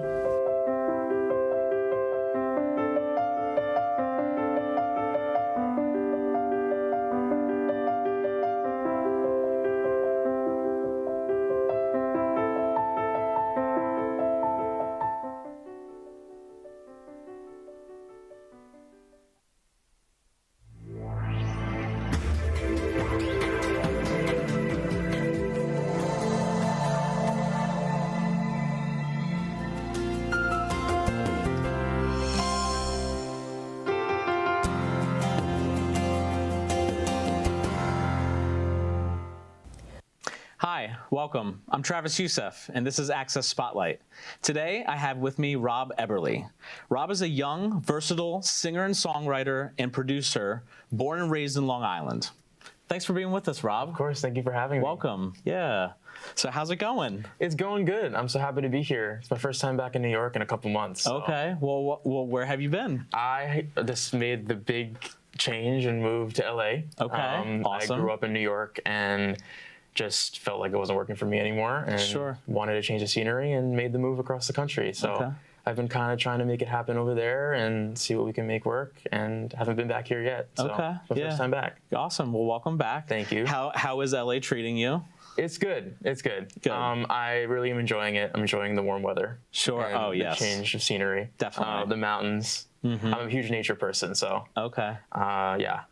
And yeah, just like I love the people that I'm working with out there. Sure. They really help keep me grounded, so. Great. What was it that really made you want to make that switch? So from growing up in New York, I kind of felt like I was already exposed to the New York scene here, and kind of felt like it's really oversaturated with hip hop and R&B music right now, and that's just not the lane that I'm in. Sure. I make pop music, so I feel there would have been a little bit more opportunity out in LA where I currently am. Awesome. It is definitely more poppy out there. For sure. You know, Yeah. the LA sun and the California weather and whatnot. So, For sure. yeah. Well, talk to us a little bit about how was music introduced to your life? Yeah, so I grew up in a very musical family. My dad and my aunt were in a band when I was younger. Oh, great. And I was always heavily inspired by them and everything they were doing. They were playing shows around the country, and I was like, oh, I want that. I was like, that's the life that I want. Mm-hmm. So yeah, I mean, my dad is definitely a huge inspiration for me. And he was like, when I told him, I was like, I want to be a musician. He's like, oh, cool. He's like, don't follow my footsteps, but I'm going to support you. Sure. But yeah, so I would definitely say he's probably the reason why I'm doing this. Okay. And yeah, I just kind of stuck with it. My grandparents gifted me a guitar when I was like 8 years old. Got into some lessons and then kind of taught myself from there. Okay. Fell in love with songwriting, and here we are. Yeah. Yeah. Yeah, wonderful. So what have you been up to the last, I know you've been here before. Yeah. I believe it was about 4 years ago. Yeah. So what have you been up to since then? Yeah, so I've been really trying to hone in and find my sound. And this past year, I've been creating an EP. Great. And it's finally done and it's finally out. Congratulations. Thank you. It's been written, I would say, for probably like 4-ish years. Okay. And I brought it to one of my good friends, Blake, and he produced the majority of the record. And it was such an incredible experience. Yeah, and awesome. I'm so happy that it's finally out in the world. Yeah, Yeah. that's great. Well, with time, right? Of course, You know, of it's course. all about timing and circumstance, as they say. And you mentioned Blake, you know, who will be joining you in a little Yes. bit. You know, you're going to be playing us some music, which Yeah. is awesome. What would you say has been one of you know, you talked about your family, obviously, but what would you say one of your bigger influences when it's come to music? Yeah. I bring up these two in every single situation, but like Billie Eilish and Phineas are my biggest musical inspirations ever. Great. Yeah, I just love everything about them, their work ethic, the way that they work, all the music they put out, you know, just, yeah. heavily inspired by them for sure. Awesome. To aspire to be them. Yeah, right? Yeah. Well, your own self. Yeah, of course. You know, which But is yeah. great. But no, I love that. I mean, it's really about, you know, those other artists who inspire us to do things, and you never know what will come from that and who you'll inspire. Yeah. You know, Which is someday. crazy. Yeah, which I think is really the beautiful thing about, you know, not only music but art in itself. For sure. I You know, agree. which is great. What has been one of your greatest music moments so far? Oh man. Last year, so I lived in Brooklyn for 2 years. I attended music school for a little bit, and I had my first ever New York City headline show at Rockwood Cool. Music Hall. Like, have you ever been there? The Yeah, I've heard stage of it. 2 room. Yeah. Beautiful space. So sad that it's not there anymore. But that show was like my first ever like sold out New York City show. And for me, that was like absolutely insane and unbelievable. And it was such a great night. And I always reminisce on it and like miss it so much. Sure. Because performing is my favorite aspect of this, for sure. Like I love to perform and everything about it. So that definitely I would say is one of the moments that I'm so grateful for sure. Awesome. Now, are you performing this week while you're back in New York? Yeah, so I have 4 more shows. We did like kind of a mini tour. I did 2 in LA in July. Great. Then we're back, and I'm doing a show in Boston. Okay. And then I'm going to play a show on Long Island in Huntington. Okay. Then I'm going to Florida to play a festival. Wow. And then I am playing a Brooklyn show at Zone 1 this Sunday. Crazy. So, yeah. The life Yeah. of a musician. Try right? it, yeah, thank Yeah, you. no, that's really great. So one place, one night, different city every night kind of thing. Yeah, wonderful. What is it like growing up on Long Island, you know, coming from such, you know, kind of just musical greats, you know, that have been here, such as like Billy Idol, you know, even LL Cool J, you know, certain guys like that, you know. Talk to me about that. I mean, it's definitely very inspiring when you hear about all the talent that has come from here. Yeah. So, I mean, being exposed to the scene, like, I mean, just very, very inspiring for sure. Yeah. But I needed it was sometimes you feel like you need to get out, and I feel like that's like a normal thing with your hometown. Yeah. Like try to like. I don't want to stay in my hometown. Let me change it up a little bit, and I felt like that was the right direction for me with moving to LA. No, definitely. What's next now for you? Yeah, so right now we're just finishing these run of shows, working on some new music. Okay. And yeah, I got a couple like visuals coming out. So for a couple of the songs on the EP, I have a music video for Act Like That coming very soon. Cool. And I have a music video for When It's Over dropping in a couple weeks. Okay. So, yeah. Great. Awesome. Yeah, I mean, talk to me a little bit about, you know, what does music mean to you? Oh, God. Music's my life. I feel like that's very cliche. I just don't see myself doing anything else. Yeah. Music brings people together, and I feel like right now everybody's very divided. And from the things that I've gone through, I know, like, for example, like I was bullied in high school for literally everything that I did, my weight, the way that I looked, and it was very hard. And on top of all that, my parents were getting divorced, so I fell into like a very deep depression, and I kind of felt like I had nobody. Yeah. So I was looking for like a safe place and like a safe haven, and I confided in music. And I want to be that person for other people who kind of have gone through the same thing as I did, or who are still going through the same thing I did, to be that person, to create a safe space for them so they can escape their reality of whatever they may be going through. Yeah. So that's the most important thing to me, and I think that I mean, yeah. No, it's beautiful. That's Thank great, you. Rob. Yeah. No, it's really awesome. Do you have a favorite concert that you've ever gone to? Yeah. Oh, I'm gonna go back to Billie. Sure. Yeah. I've seen Billie Eilish like 4 times. Okay. Yeah, and just her being like only 2 years older than I am is inspiring in itself. Just to kind of see, because like we kind of like grew up together in a way without knowing each other. Sure. And to see her, I think I saw her live for the first time when she was 17, and I was like 15. Okay. And then just to see her like grow, and now she's like I think 22, and I saw her live last year. Like her vocal ability, everything has changed, and it's just inspiring to see for sure. So, where would you say that you see yourself in 5 years? I hope to be touring the world. That's my absolute dream. And like I said before, like performing is my favorite aspect of this. Yeah. So any chance I get to do it, I love to. So yeah, definitely. What is it about the performance that you love so much? There's something about live music for me. Recorded music is great, and nothing can ever beat it. But there's something about having a real connection with those fans in a room. For sure. And yeah, I look forward to it. That every single energy time. between the audience, Yeah. because it's not only what you're giving them, but it's also what they're giving you back. For sure, And you yeah. hope that there's some sort of connection, you know, energetically, musically, you know, spiritually even, you know, mentally, you know, because I mean, like you said, music is life. You know, I mean, I think it's one of the oldest. Music in itself is one of the oldest, you know, things in our world. You know, where we came from. We started singing when we were in caves, you know, so to speak. So awesome, Rob. So now we're gonna have Rob come back. Blake's gonna join him. We're gonna have them play a couple of songs, and we'll be right back after this.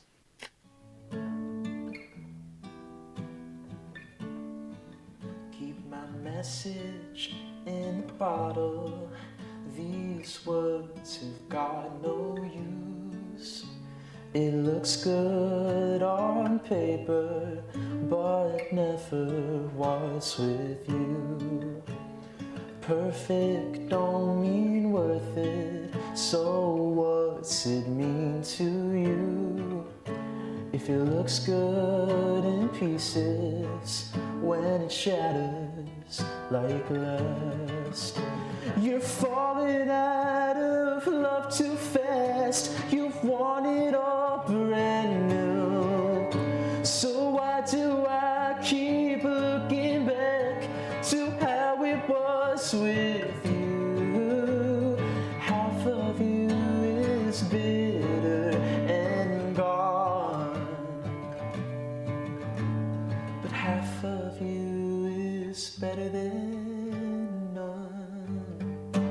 So what's the cost to fix you if it's twice my weight in gold? I'd go too far, I'd break the law to just make you feel whole. I apologize too much these days, and I'm sorry I can't stop. I'd go too far, I'd take the scars. Would that finally be enough? You're falling out of love too fast. You want it all brand new. So why do I keep looking back to how it was with you? Half of you is bitter and gone, but half of you is better than none.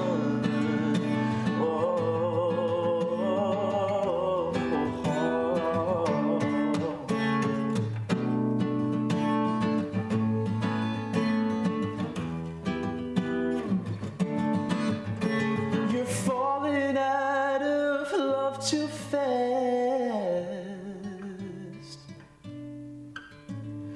All of you is all I ask for.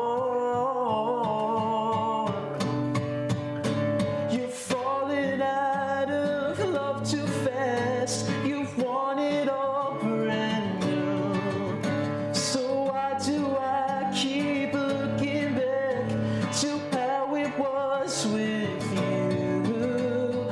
Half of you is bitter and gone. Half of you is bitter and gone, but half of you is better than the heart.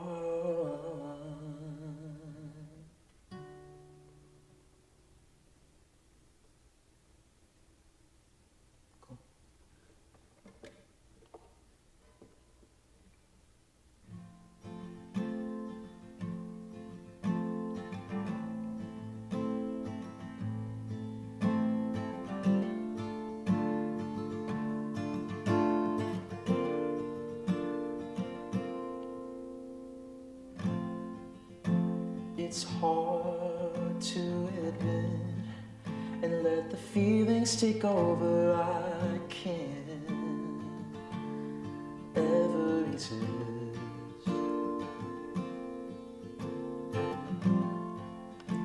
I'm not made out for this.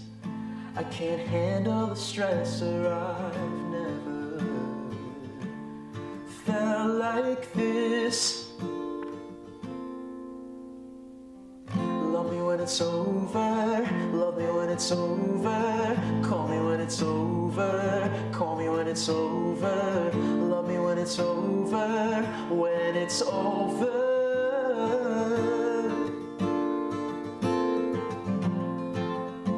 I've always fed into lies and tried to dig the truth out with a knife. Am I committing a crime?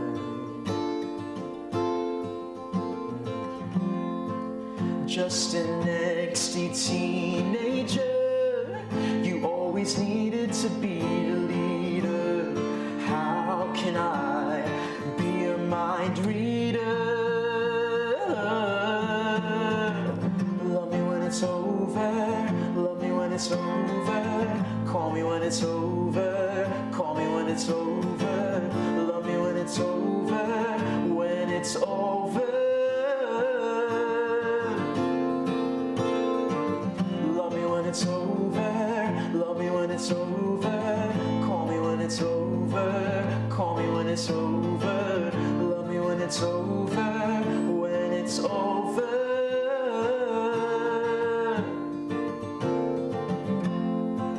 'Cause it's 4:15 and you're back knocking at my door. Can you give me a second or a day? I can't process, so just wallow away. Now we're back and it's 6. I lost all the way just to fit in. Tell me, where am I to go? Love me when it's over, love me when it's over. Call me when it's over, call me when it's over. Love me when it's over, when it's over.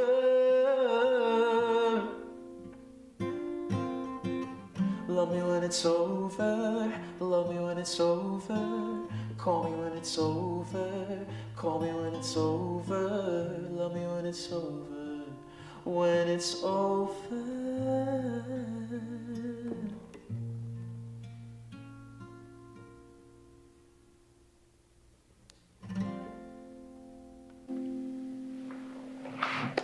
Woo. Really nice. Really Thank you. nice, you two. Awesome. Thank you. Rob, Blake, that's really wonderful. Just to wrap it up, what would you say to young artists, who are looking to pursue music and the arts? Keep at it, honestly. It's cliche, but keep at it. Yeah. Don't give up. If you really want it, you can get it. 100%. Yeah. Blake? Work really, really, really, really hard, because there's always somebody else who wants it more than you do. Yeah. Yeah. Awesome. Rob, Blake, thank you so much. Rob, tell us about your EP and where we can find your music. Yeah, so you can stream my EP, Collateral Damage, on all streaming platforms, and you can find me everywhere at Rob Eberly. Awesome. Rob, Blake, thanks again so much. I'm Travis Youssef. Thank you again. And this has been Access Spotlight. Have a great night.